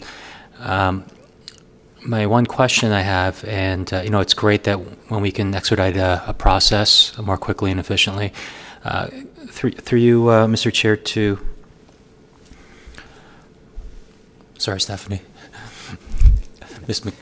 Miss Mackenzie Smith. Sorry, it's been a month. What's the reason for the sole sourcing? I know that there are other companies that provide this or similar service. If you can elaborate, that'd be great. Through you, Mr. Chair. There isn't companies that do quite all of these things. There's companies that do bits and pieces of these things. And the other thing that this company is able to do that other companies aren't able to do is the location verification process. And that is really important because we want to make sure that we're getting really accurate data from residents and not from people necessarily outside the community. And it really also allows us to target specific issues to specific neighborhoods. So that verification piece, that the digital kind of verification that they have is actually unique, and no other vendor is able to provide that particular service. Thank you, Mr. Chair. And I'm sure that's the case, that they don't have that particular, they provide that particular service that others don't. How do you know that for sure without putting a tender out there? Through you, Mr. Chair. We did look at numerous different vendors. I have definitely over the years. The other thing that is extremely important is that the data is actually stored on Canadian servers. So any other companies that do this, a lot of them are located in the United States or in the UK, and that is a challenge for us in terms of security of data and ensuring that our data is actually stored on a Canadian server. So there's a few different factors involved in that, and that definitely being one of them. So we, certainly over a period of time, I have definitely done a lot of research into different companies that do this kind of service, and that's really the reason that it's led us to this point.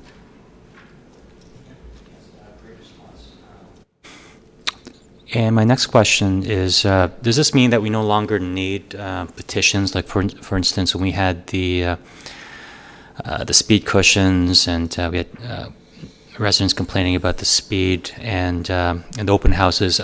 Forgive me if this was already discussed earlier or it's on the report, but I missed it. But does this mean that the software would allow us to bypass these steps? Through you, Mr. Chair, definitely the vision is that we would be able to incorporate those polls and surveys directly into this platform. Because it is all in one, it would allow us to share that data and run reports as well directly from the system, and that it would eliminate the need to have those things living in different places. Really what we would like to do is have all of the information relevant to residents on one place, so people don't have to consistently seek out information and ways to participate in different places. So we would like to be able to do that, and there is a place for in-person consultations, and we can do that as well through, promote it through this system. And then what we would like to be able to do is then share any video or minutes of those consultations and share them through the platform so that everything is kind of combined into one place. That's great if you can save a resident from having to spend 2 weekends getting petitions, staff, organizing open houses. I mean, I think the only challenge and risk that we have in using such a platform is that because it's so easy for everyone to use, that hopefully people don't have so many issues that now we have to sort through all these traffic issues, whereas we might only have had 2 or 3, now you might have 12 or 15, so I guess that brings itself another challenge, but that's technology. Thank you.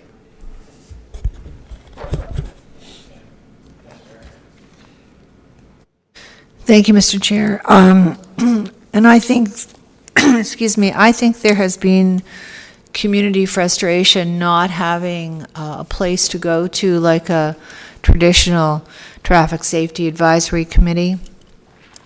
And I would have been satisfied with that, but this is a lot better. A lot better. I thank you very much to you and Mr. Simonovskis, and I'm excited about it, as the mayor said, because it's a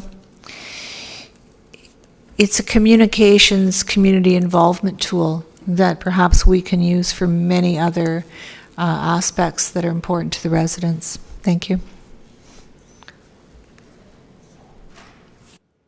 Thank you, Councillor Gardner. Councillor Humphreys. Thank you, Mr. Chair, and my question was answered as well. And I just want to say thanks again to the directors for all their hard work, and just looking forward to being in fruition. Sorry, it was answered. I should have canceled. Thanks.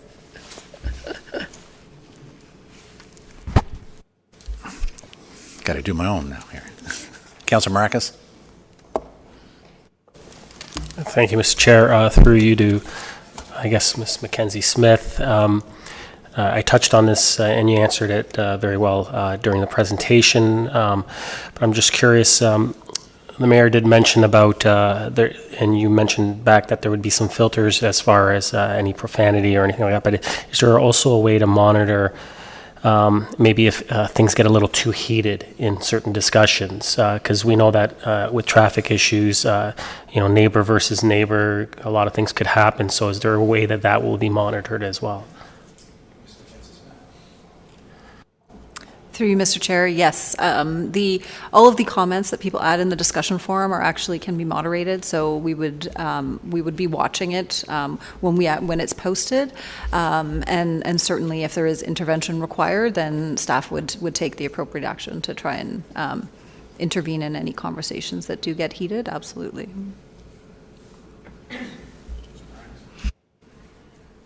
Thank you, Mr. Chair. It's difficult trying to see if your red light's on or not, but yeah, and also I guess just one more question for you to Ms. Mackenzie Smith. Will there also be, I guess, kind of like a rules and guidelines posted for everyone to read and be made aware of before they sign up? Or is there any type of maybe a waiver that they sign? Through you, Mr. Chair, I do believe that when they sign up, there is actually like a user agreement that they have to sign up, agree to. So I will actually verify that as well. But we certainly are able to post any, user agreements, things like that terms of use. Obviously, in the same way with social media. So we may want to say at a certain point, if somebody is consistently posting things that are inappropriate, that they may face consequences for that. We really want it to be a place where people can come together, they can share ideas, and they can share their comments in a way that is really respectful and solutions orientated. Marcus? Thank you. So, yeah, I agree with a lot of the comments. I think this is a great initiative, and I'm looking forward to seeing what the results are going to be a year later, and hopefully they're going to, speak volumes of how this town is moving forward into the future and being innovative. And I agree. I think this is a good start where we can look at other ways of implementing maybe this into different areas and get that engagement from our community. So yeah, kudos, great job by staff for bringing this initiative forward. Thank you, Councillor Marcus. Councillor Gartner? Thank you. It sounds to me like this is going to take quite a lot of staff time. Through you, Mr. Chair, could I just have a comment on that? And who is going to be in charge of this?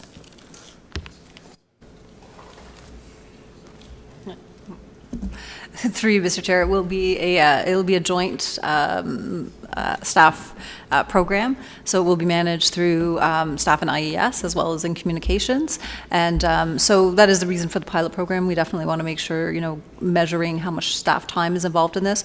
But there is also savings in staff time, we believe, by ensuring that, our decisions are made with consensus and through two-way communication, and, having that two-way communication and having more citizen engagement that will hopefully save us time on the end from maybe making decisions that there are some unintended consequences, and allowing citizens to have that voice in the beginning of the process. So we kind of do hope that will be offset by some other staff time tasks. Thank you.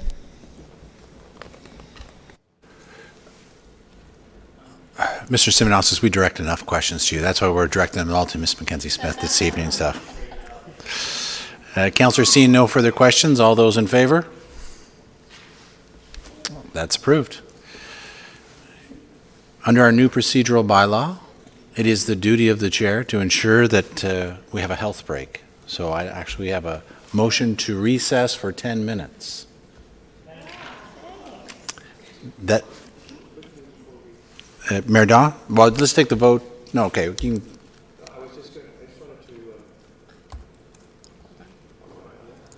no, you're not on. It's because you're trying to punch his name in. Oh. All those in favor of a 10-minute recess? Councillor Tom, Councillor Humphreys, carried. And Mayor Daw, you can have the first word when we come back. 10 minutes, please. When you come back, you can tell them that they're trying to see the red light. Once their name comes up there, they're on. Oh, well, there you go. See, that's why we hired you, man. You cut right through things. I'm scared now.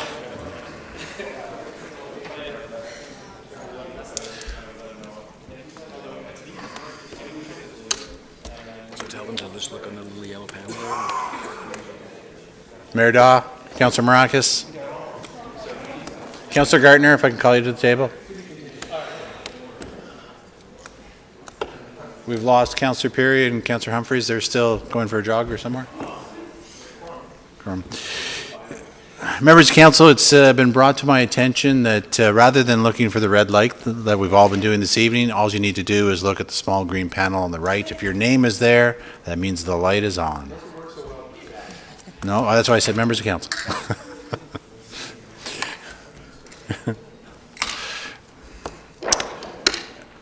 Motion to come out of recess, and Councillor Maracas, Councillor Gartner, all in favor? Carried. Item number 2. That was the point. He was making the same point. Item number 2 is the purchase order increase for drain services.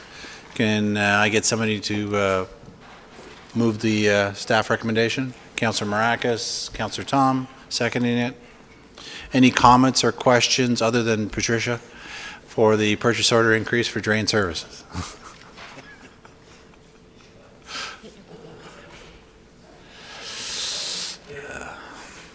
Seeing none, all those in favor? Carried. Item 3, the Multicultural Festival. I will give staff a moment to catch up.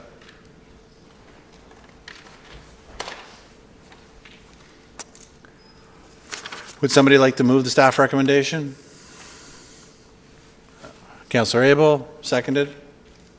Councillor Kim. Any comments or questions? Councillor Perry. Thank you, Mr. Chair. Can I get a little bit of an understanding around the thought process behind having 2 public open houses? I'll be brief, but I only ever received 1 email with a complaint about our Multicultural Festival. It seems like a lot of work because we received 1 email on the subject. So just maybe a little bit of background or information.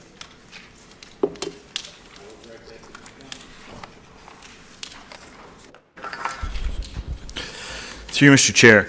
Our thought process behind 2 public meetings was to ensure that we gave the public ample opportunity to make comment on the events that they would like to see take place at the Multicultural Festival, and give them as much opportunity as possible. If you couldn't make the March 2nd meeting, then perhaps you could make the March 8th meeting. We didn't think that people would come to both. We also wanted to make sure that in order to increase the participation, if you couldn't make the public open houses, we were also going to have online feedback opportunities available to the public. So we were just trying to maximize our opportunities for public to have input. Thank you, Mr. Chair. And just so that everyone around the council table is clear, as a reminder, there was a full breakdown of the budget for this event in our budget documentation. So if anyone is looking for that information is public and readily available. I'd be happy to help somebody if I received an email requesting information. Thank you. Thank you, Mr. Chair. And I took an opportunity to contact Mr. Downey on this. And moving forward from the inaugural last year, I think it's a great step. We kind of went over the details, but after this input, there will be some sort of a committee formed, which will be much like our Community Recognition Committee. And so I was just wondering through you, Mr. Chair, if I could ask Mr. Downey to just sort of expand on that. Through you, Mr. Chair, the thought was there wasn't going to be a committee. We were looking for public input on how or what events would like to, the public would like to see take place through our public consultation process, as well as our online feedback. We plan on bringing that back to council with recommendations on, based on that information, of what the events might look like. If there are then people who are interested in participating in the execution of this and assist us in the planning of it, we would be certainly happy to have them as partners. But at the time of approval of council of the planning of the event, it would then be staff's responsibility to execute the event and move forward. Right now, the only decisions that have been made with regards to the multicultural event that we would be communicating with the public is that we have a council-approved budget of $24,400. We've identified the location of the festival, which is Ada Johnson Park, and we've identified the date as September 9th. Those are the only decisions at this point the staff have made with regards to the multicultural event. Mr. Chair, so I did misunderstand completely our conversation, Mr. Downey, because I was given the impression that we would be having a committee. So I apologize for that. I don't know how I got that idea. So my thought is it's great to get these inputs, but when you engage and move with your community, they can be a great asset moving forward. Many of the things that were a bit of a challenge were items such as culinary and displays and community and getting them engaged. So I'd like to make an amendment that we move forward with a community committee, much like we do with community recognition, where staff and council and members of the residents will actively participate in doing the multicultural event, and the precedent has been set, and I think it would be a way of moving forward in successful as engaging your multicultural people. I have already talked to one such group, and when I mentioned it to them, they were just all too thrilled to hear all about it, and said that they would bring dance and celebration of their culture and food as well. I think that's the way we should move forward. We just saw in other matters what we're doing with the safety for the community, and I think this is a way that we would like to move is through that community involvement and participation. So could I make a motion or an amendment to this at this time? I'd like to amend that there be a committee formed for the multicultural, much in lines of the community recognition and other such, the Canada's 150th, for this year's multicultural event.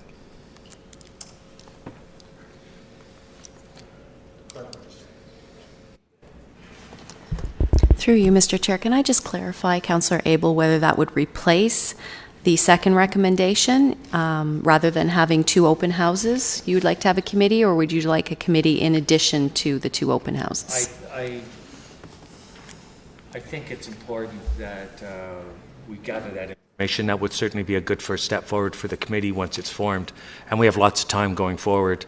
So if we do these in March, the committee could be strict, and we'd be well on our way. So just as an amendment too. Seconder?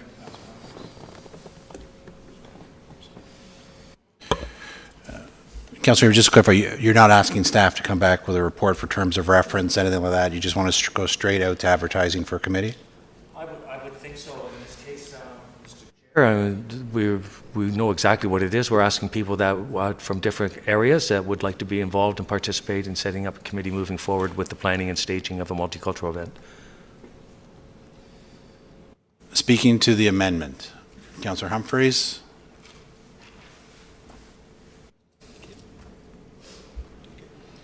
Councillor Kim, did you want to speak to the amendment, or were you speaking to the original motion?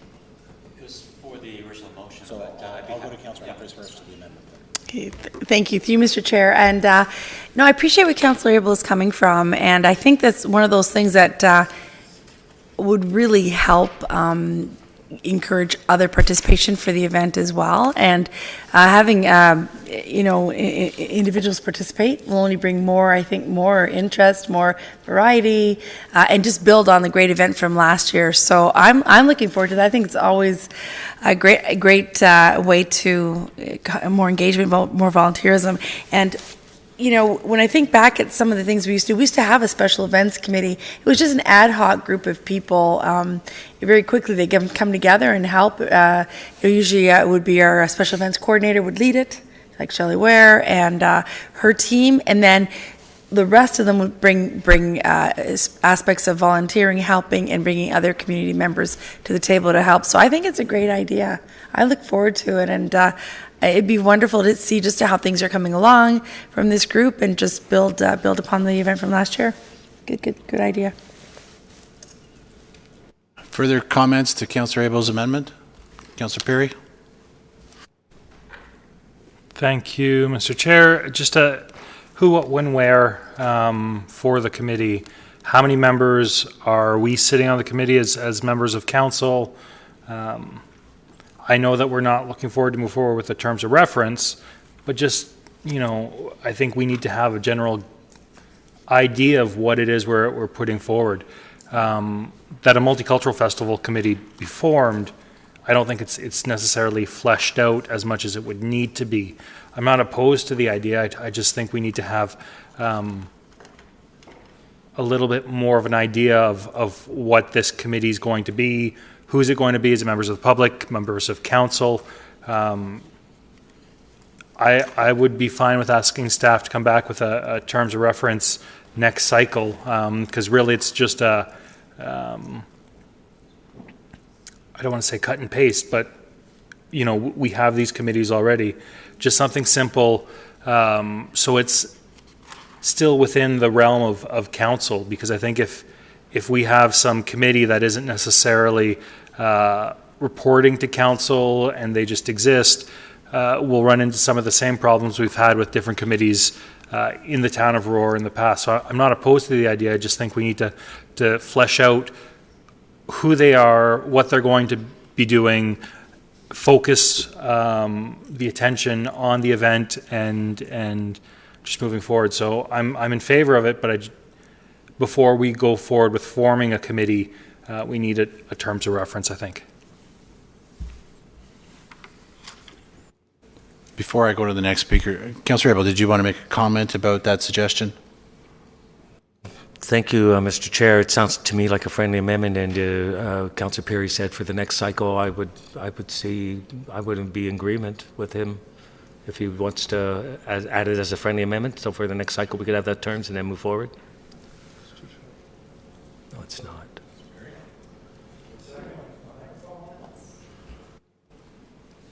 As long as Mr. Downey can get it done in that kind of a cycle, I think it makes sense. So just a nod of the head, whether it's this one or the cycle after that, I think is all I'm looking for, but I think it makes sense.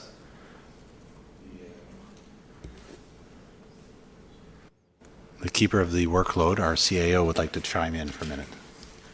Thank you. Through you, Mr. Chair. If acceptable to council, it'd be better to allow us 2 cycles. With this new schedule we've got, you're getting your next agenda package in like 2 days. So to give us proper time, otherwise it's going to be an addendum, and we're trying to break out of that cycle. So if 2 cycles is acceptable, then that would be preferable. So council, the friendly amendment is to come back with terms of reference 2 cycles from now. So I will go back to our speakers. I have Councillor Tom, then Mayor Daw, then Councillor Gardner, Councillor Maracus.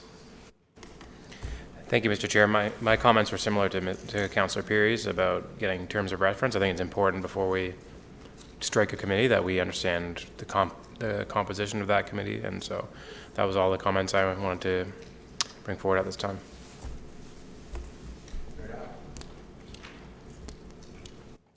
Thank you, Mr. Chair. Yeah, I couldn't support a committee without a term of reference. I think we're setting ourselves up for failure. But is that enough time for Mr. Downey to come up with something that's workable? Through you to Mr. Downey. Through you, Mr. Chair, timing is important, and so I am concerned about timing. With regards to the committee, we would have to get an approved terms of reference. We then have to post that. Then those would have to be vetted to determine who is going to be on the committee.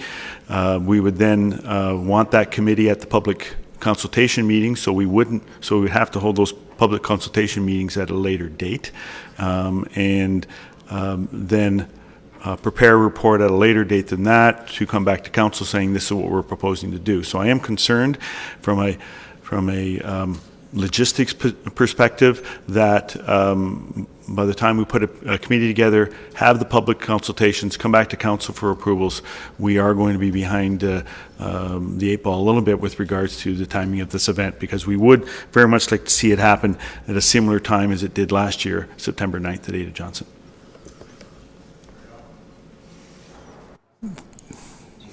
Thank you very much, Mr. Downey. I appreciate the answer. Indeed, we're going into closed session tonight to respond to people who've applied for a committee.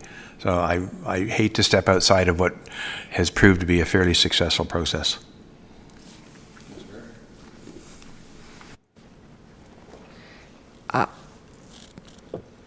If we're going to have a committee, we definitely need a terms of reference. But I think a committee could be problematic. I think Councillor Marakis is going to speak to it. It could be complicated. So I would like to see a terms of reference under the understanding that we want to consider it, but that the terms of reference don't mean that we are going to go forward with it.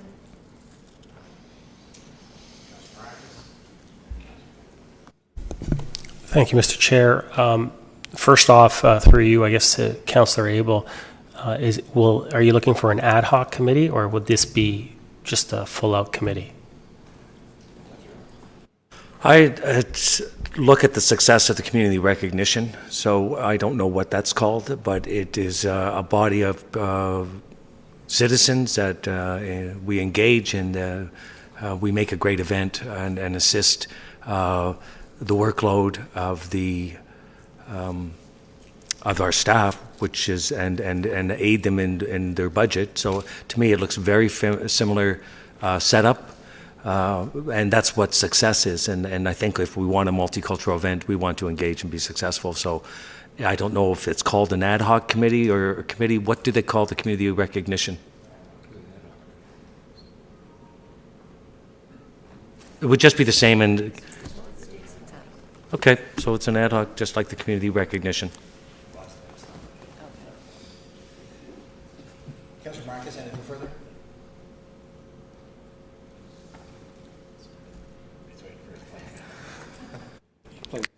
Thank you, Chair. Yeah, so the Community Recognition Awards Committee started as an ad hoc, and we moved into a full committee after the first award ceremony, because we felt that we would want to keep that continuity going on to the next award ceremony. The terms of reference, I do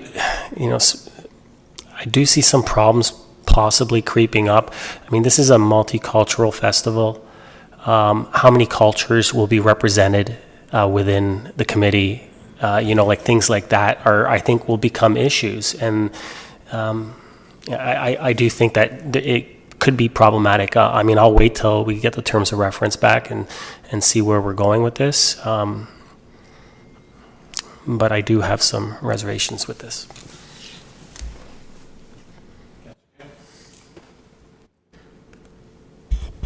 Thank you, Mr. Chair. I think whenever you include the public through as much of the process as possible, it's a positive thing. And I think through the experience from last year, when you had, I was going to say so much, but one feedback that was negative, sometimes even that one can be somewhat challenging for staff and others who are organizing. So I think anytime you can put staff and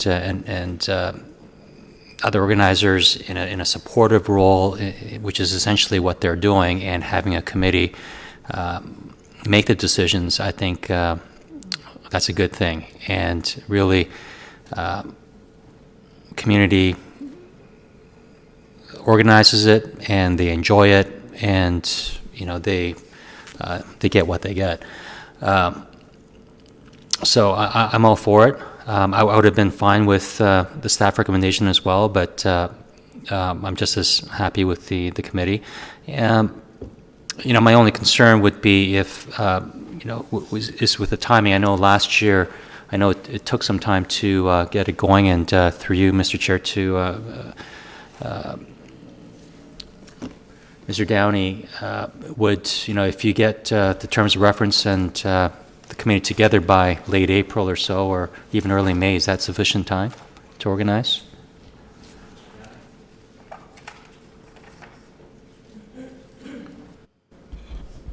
Through you, Mr. Chair, all I can say is the sooner the better. So we would be aggressively moving forward to try to get a committee together. We'd be aggressively dealing with the committee to get a plan together so that we could get this back to council, so that council could then agree or give us some direction with regards to what events or what type of events they would like to see take place at the Multicultural Festival, and then we could commence the planning. So the sooner the better. So we will do our very best, but the timing is going to be what it is.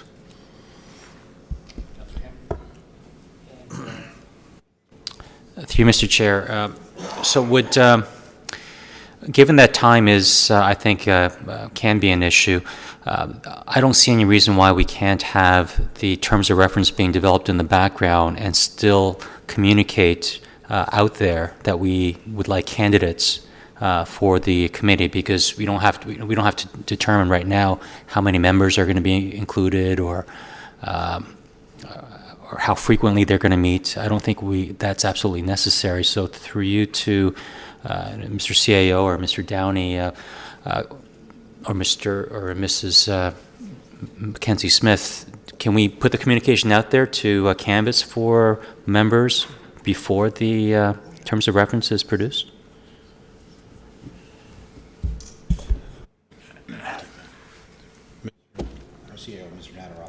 Through you, Mr. Chair, I suppose anything's possible. I think it would be a little unusual to be asking for candidates for a committee whose terms of reference hadn't even been established. So, usually that's what you would ask people that are interested in joining the committee to look first at, to see if it's the kind of work they want to do. But, I'm not sure what to expect in the terms of reference, or you might be setting some expectations and having. And if I can add, our clerk would like that. It certainly wouldn't be a best practice for volunteer management to try to recruit for something and set up they may have expectations as to what they would be volunteering for, and if that wasn't the case, it would be setting possibly inaccurate expectations. So it wouldn't be a best practice for volunteer recruitment and volunteer involvement in a committee.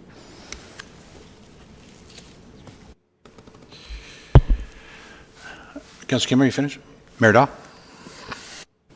Thank you. That's the wrong way around. I think we need to have that in place first before we ask for people to sit on it, because they need to know what they're going to do. Otherwise, I think we set them up for failure, and that's not a particularly good strategy. Thank you. Councilor Perry? Thank you, Mr. Chair. Initially, I thought it made sense, but I think we're causing more problems than finding solutions at this point in time, so I'm going to have to vote against this.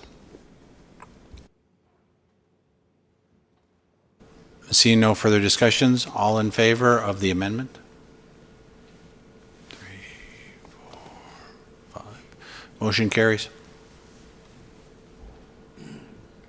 Going back to the main motion now. Councilor Gartner on the main motion.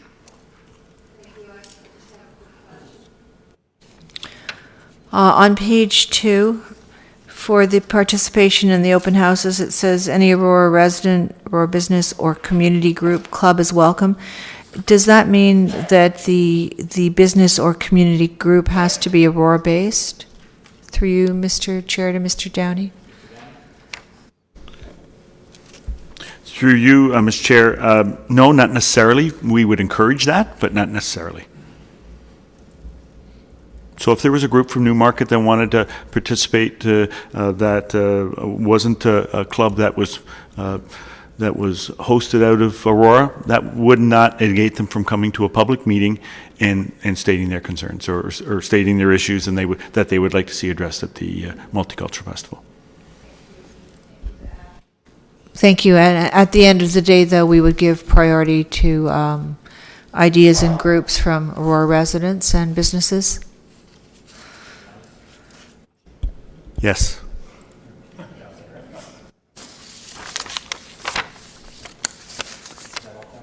Yes, it is. Thank you, Mr. Chair. Through you to,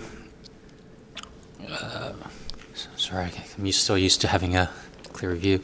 Ms. Mackenzie Smith, you know, the PlaySpeak software was a great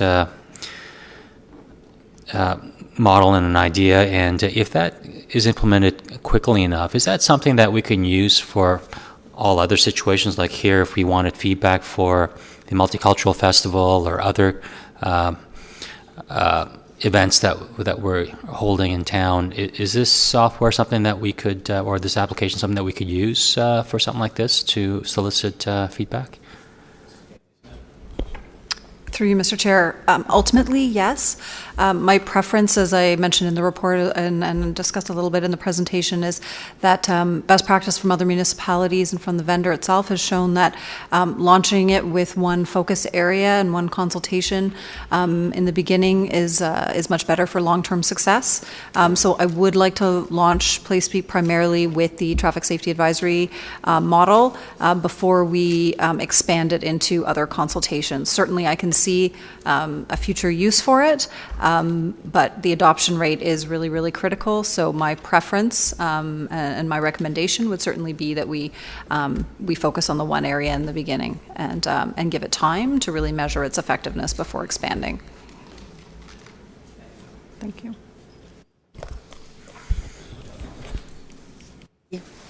Thank you, Mr. Chair. And I was going to suggest that, yeah, we'll need a lot of communication, and we could use that application, but not until we get adoption of it. And I know it will be amazing for this type of information for sure.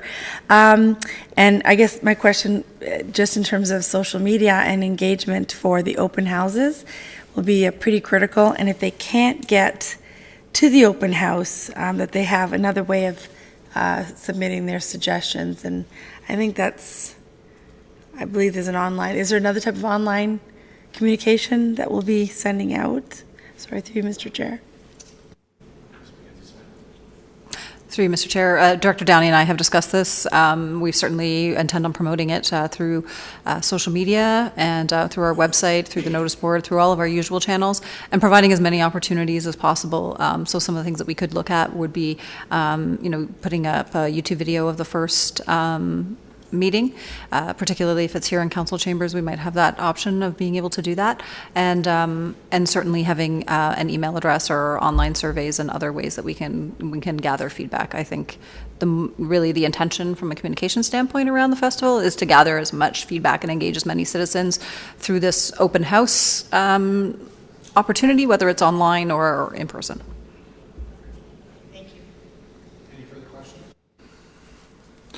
Seeing none, all those in favor? Motion carried. I believe we're on to item number 6 now. Paradise Homes.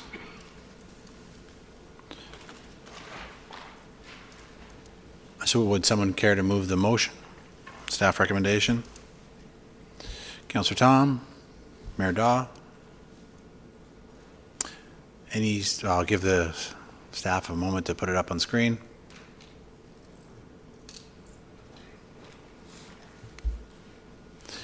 We need some Jeopardy theme music. Do, do, do, do. There we go. I don't know.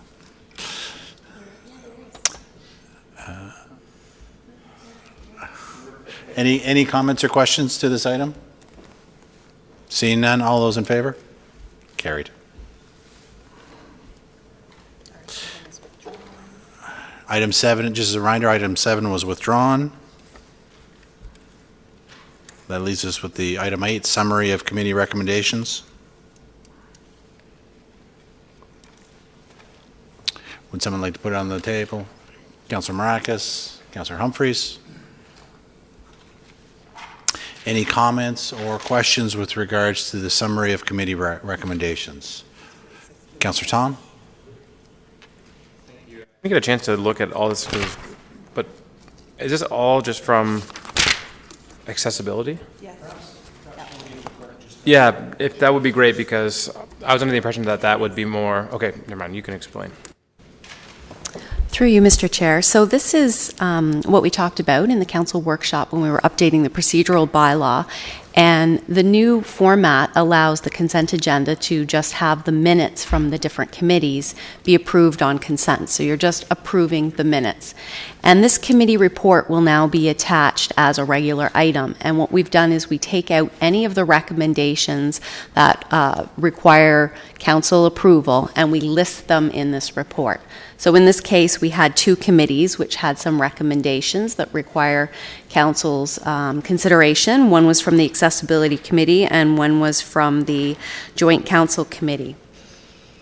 So the recommendation is to approve these, but council does have the option of amending the recommendations and pulling one of the items out if you want to vote on it separately or change the recommendation.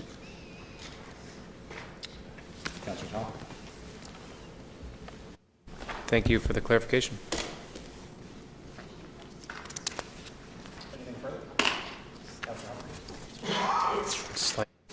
Just to add, I know that there's a lot here. It's because we did our annual update to our accessibility strategic direction and updated it with our staff representative and our chair and members of the committee. So this is really an update to the plan.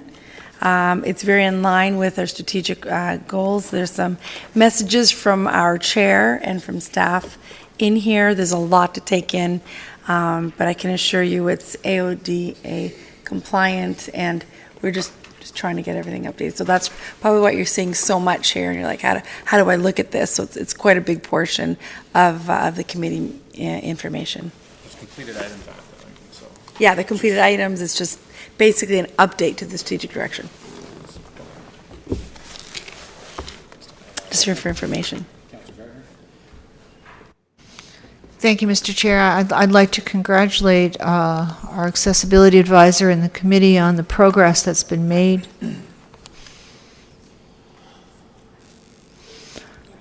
I'm congratulating you. I already mentioned it to Mr. Catania on the progress that's been made. It's really quite remarkable. There are some things that are ongoing, but there are a couple of things I have a question on. So I'm not sure if it'll be through you, possibly through you, Mr. Chair, to... I think maybe Mr. Simonovskis might be the one to ask. I'm on page 49. And there's 2 physical barriers. One is lack of evacuation access to those in multi-level facilities. The target date for that is 2017. So I was. Councillor Gardner, perhaps just give a sec for Mr. Simonovskis to find the reference point you're on page 49. Okay. Go ahead, Councillor Gardner. It would be very important if we had an emergency that we could evacuate everybody in our multi-level facilities. So one of this is the lack of evacuation access, and it is targeted for 2017. Would you be able to either speak to that or find out where we are in that process? Through you, Mr. Chair, no, I would not. But what I can do is, unless somebody else at the table, at the EO table knows, but I can gladly talk to Chris Catania about that and bring back some details. Yes.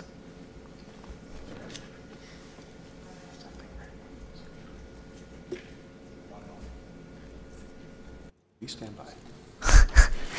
Thank you. And the other one is just below that on page 49, and it's physical and vision. It's lack of accessible lighting in town parks that host run events. And this has been ongoing, in particular with respect to RibFest. Perhaps through you to Mr. Downey or Mr. Simonovskis. That is a very highly attended town event. And I'm not sure that the lighting, well, I know the lighting isn't good, and I'm not sure about the actual access into the park if it should be bad weather. So that target is for 2018, and I'm wondering if it could be moved up.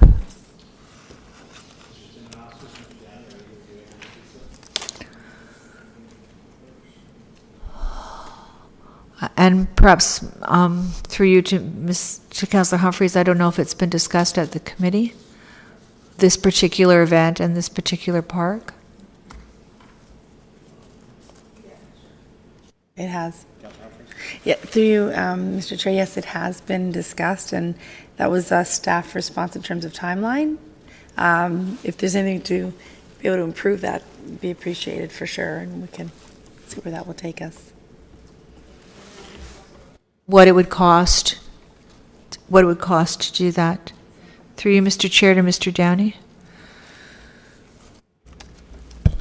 Through you, Mr. Chair, I have a better idea what this is about, because it's with Lambert Wilson Park. So one of the concerns is if you're in diamond number 3 and it's 11 o'clock and the lights go out, there's no lit pathways to get out of that park. So, or there's limited lighting within that park to safely exit the park. So we're concerned that if the ball diamond lights or the soccer lights or whatever park it happens to be go out, then are people in a situation where they haven't got sufficient lighting in order to safely exit the park. And so those are issues that we're looking at with the Accessibility Committee.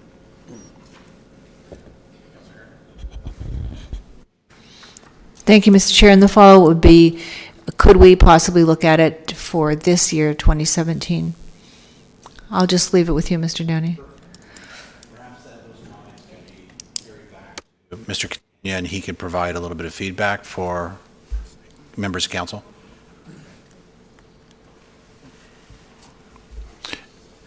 Any further comments? Seeing none, all those in favor? Carried. Next on our agenda is new business. I will start on my left with Councillor Perry. Councillor Kim.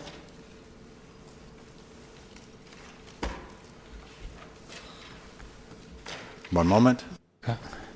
Oh, I was just notified that tomorrow there will be 24 more parking spots at the GO train station.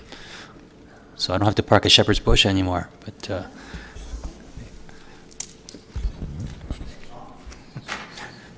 you can turn it off by touching it. Oh, is that right? Yeah. Okay, on Thursday, there's the grand reopening of Aw Shucks, new and improved, and hopefully it'll be out. I know council received an invitation, and I don't know if anyone else is interested. It'd be a great night to come out and visit Aw Shucks. They're gonna have a really great new lunch menu, really encourage lunch crowd and new dinners. So hopefully everybody will be able to make that great event. Thank you, Mr. Chair. We are talking about snowfall and the service levels for the snowplow. So through you, Mr. Chair, I'm wondering if there are any reports on the decisions we made in 2014 on service levels for snow removal.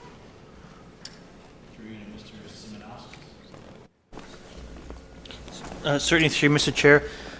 There were 2 reports in 2014 related to our service level. One was our salt management service level strategy, which set our service levels, and a second report, which was the award of tender for our winter plowing and winter sidewalk contractors. So those reports are available. They were at this table in 2014 and can be made available to council if. Oh, I'm sorry. If I could, through you, Mr. Chair, ask that those reports be circulated to council or included for next week's council meeting, because they do speak a lot about service levels, cost, risk, and what is normal best practices throughout the province. So I'm just wondering if that could be circulated.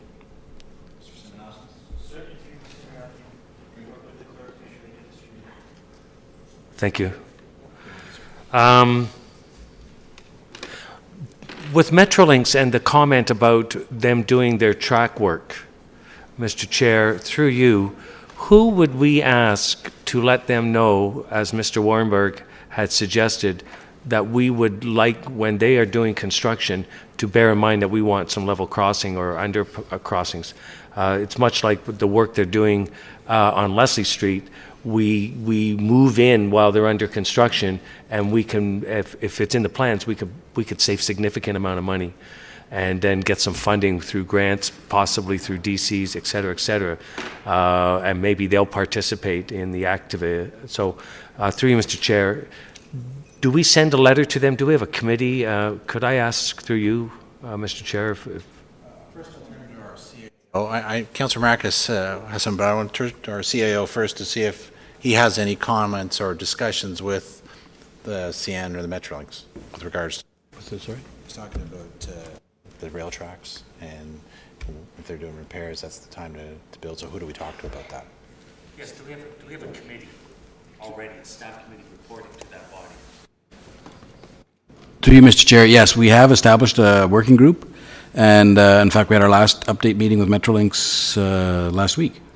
And there's a number of them to get on the phone, and so if the right people aren't on the phone, we find out who the right people are, and so we've established a pretty good dialogue for all kinds of projects in the works and upcoming. And if I may, I also go to who's the chair of the Trails Committee, just to see if there's any further comments about that. Thank you, Mr. Chair. Yeah, actually at the Trails Committee, this was actually quite a while ago, Mr. Warrenberg came forward with the same concerns in the same delegation, and we put forward a motion which was actually adopted through the minutes here at council, that staff coordinate and collaborate with Metrolinx in looking at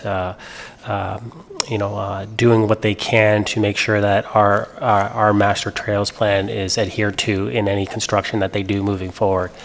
So that motion's already been put, and I believe from the answer from our CAO is that staff are working from that direction that we gave. So my question is, have we notified, or can we notify Metrolinx that our committee has brought that forward and had it endorsed by council, that if you're doing track work, that we have a master trails plan and concerns and identified locations where we would like to see some crossings, so that when they do plan their work, that is part of the makeup of what's to be done at the scope of work. And of course, obviously, the savings and the plans going forward would be great. So, Mr. CEO, I'm just asking that you could confirm that or redo it and put it on your agenda next time you talk to him. Thanks very much. Lastly, we had talked briefly about the Wellington Street underpass, and I had asked if we had something on the books, and I think the answer was no, we hadn't. So I was going to suggest that we have a notice of motion or a motion brought forward now that we do put something on the books. But I did look on the town, and I looked at the new capital growth and new capital projects for 2017 that was approved in budget. And it does speak to item 73243 under Parks and Rec about a crossing Wellington east of John Westway. So is that exactly what we were talking about, is an underpass at Wellington? We've got $60,000 going forward for design. Through you, Mr. Chair. Through you, Mr. Chair. Yeah, I actually pressed the button, so I didn't know whether or not that came up on your screen or not. But yes, we actually have council has allocated $60,000 for a feasibility study to determine the feasibility of putting an underpass under Wellington Street. So that has already been approved by council, and we're moving forward with that.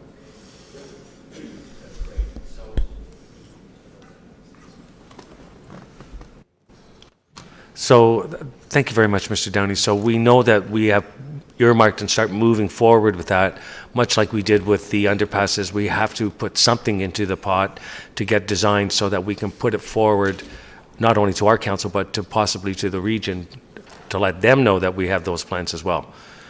So if they have any future works, and maybe they want to participate, et cetera, et cetera.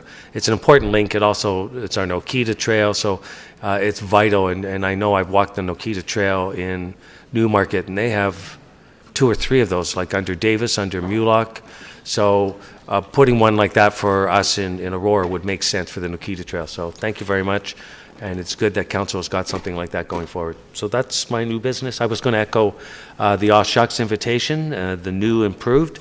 So go by and say hello and congratulate them. Thanks very much.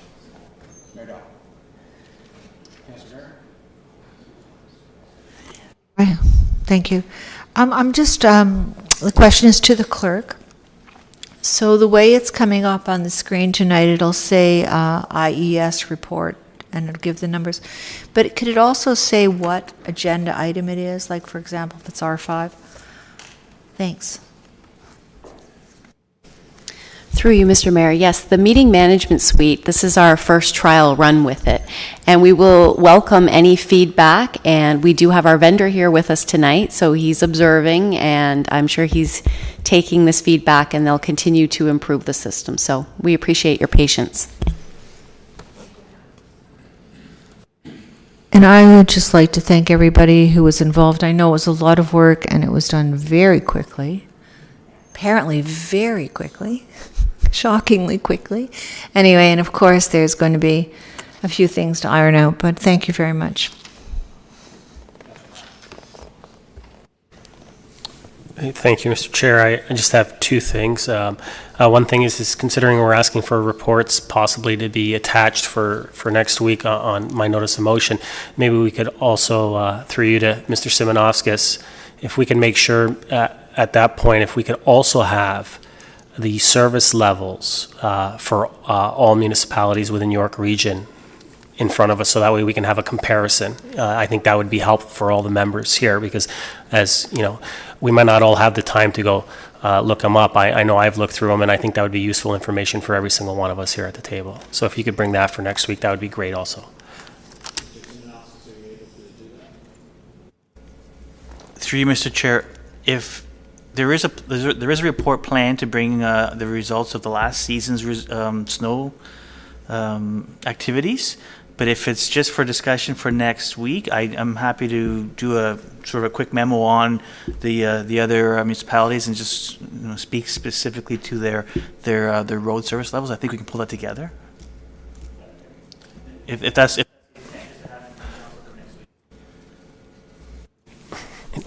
No, and definitely, it's just more of a quick, like the numbers, as far as our numbers are 8 centimeters, what are the rest of the municipalities' numbers? When do they go out? And it's just so a rough number type thing, no in-depth report, just so everyone can get a sense of what the other municipalities are doing within New York Region. So my second thing is actually, on Wednesday, April 26th, I just want to make mention of this, is the 11th annual York Region Character Community Awards. They are hosted in Richmond Hill. I attended last year. It's an excellent award ceremony that promotes volunteerism within York Region.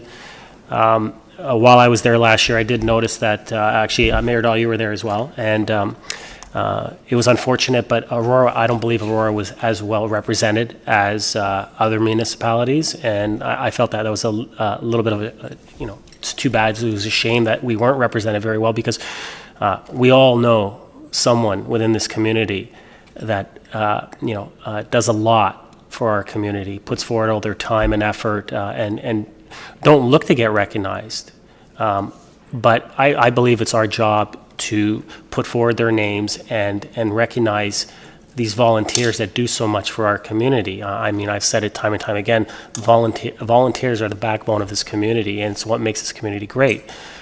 So I've sent you all the package with the nomination forms via email, and I'm issuing a challenge to each and every one of you to put forward at least one nomination.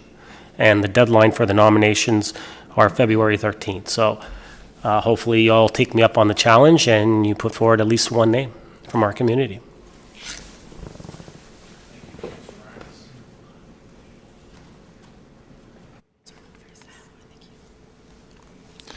Councillor Humphreys, one more? Sorry, Mr. Chair. I know everyone's anxiously, thank you. Tomorrow, actually starting at midnight tonight, it's Bell Let's Talk. Really important day. It's a Bell National Talk mental health awareness. Every text that you send tomorrow with Bell Let's Talk, hashtag Bell Let's Talk, will donate 5 cents to Canadian mental health programs. So each text or call the network, each Instagram with the hashtag Bell Let's Talk, Snapchat, GeoFilter, and you name it, whatever you got out there these days. Use it, Facebook as well. Anything at that nature. Last year, there was a new record set at $6.2 million, and they want to really move forward with that. The objective is to reach, they've already reached $80 million since they started Let's Talk, so let's try to, I'll work on that starting at midnight tonight, so I wanted to mention that. Thanks. Thank you, everyone. Seeing nothing further, I just also want to commend, everybody for all the work that's gone into renovating this council chambers. I know that, having the opportunity to pop in here and there, I know a lot of work's gone in. There's still some kinks to be worked out and stuff, but, it was long overdue. I know many of us talked about it last year, about some of the challenges we were having with the microphones and so I look forward to working the kinks out and enjoy being a bit of a guinea pig this evening. So thanks to everyone. We do have closed session this evening. Can I get a motion to move into closed session? No, adjournment. It's a separate meeting. Oh, it's a separate meeting. Never mind. So we have no closed session for GC. No closed session for GC. We'll recess the closed session for council after the adjournment of this meeting. So just a motion to adjourn. Perfect. GC is adjourned. Council, just a reminder, we still have closed session. Yeah.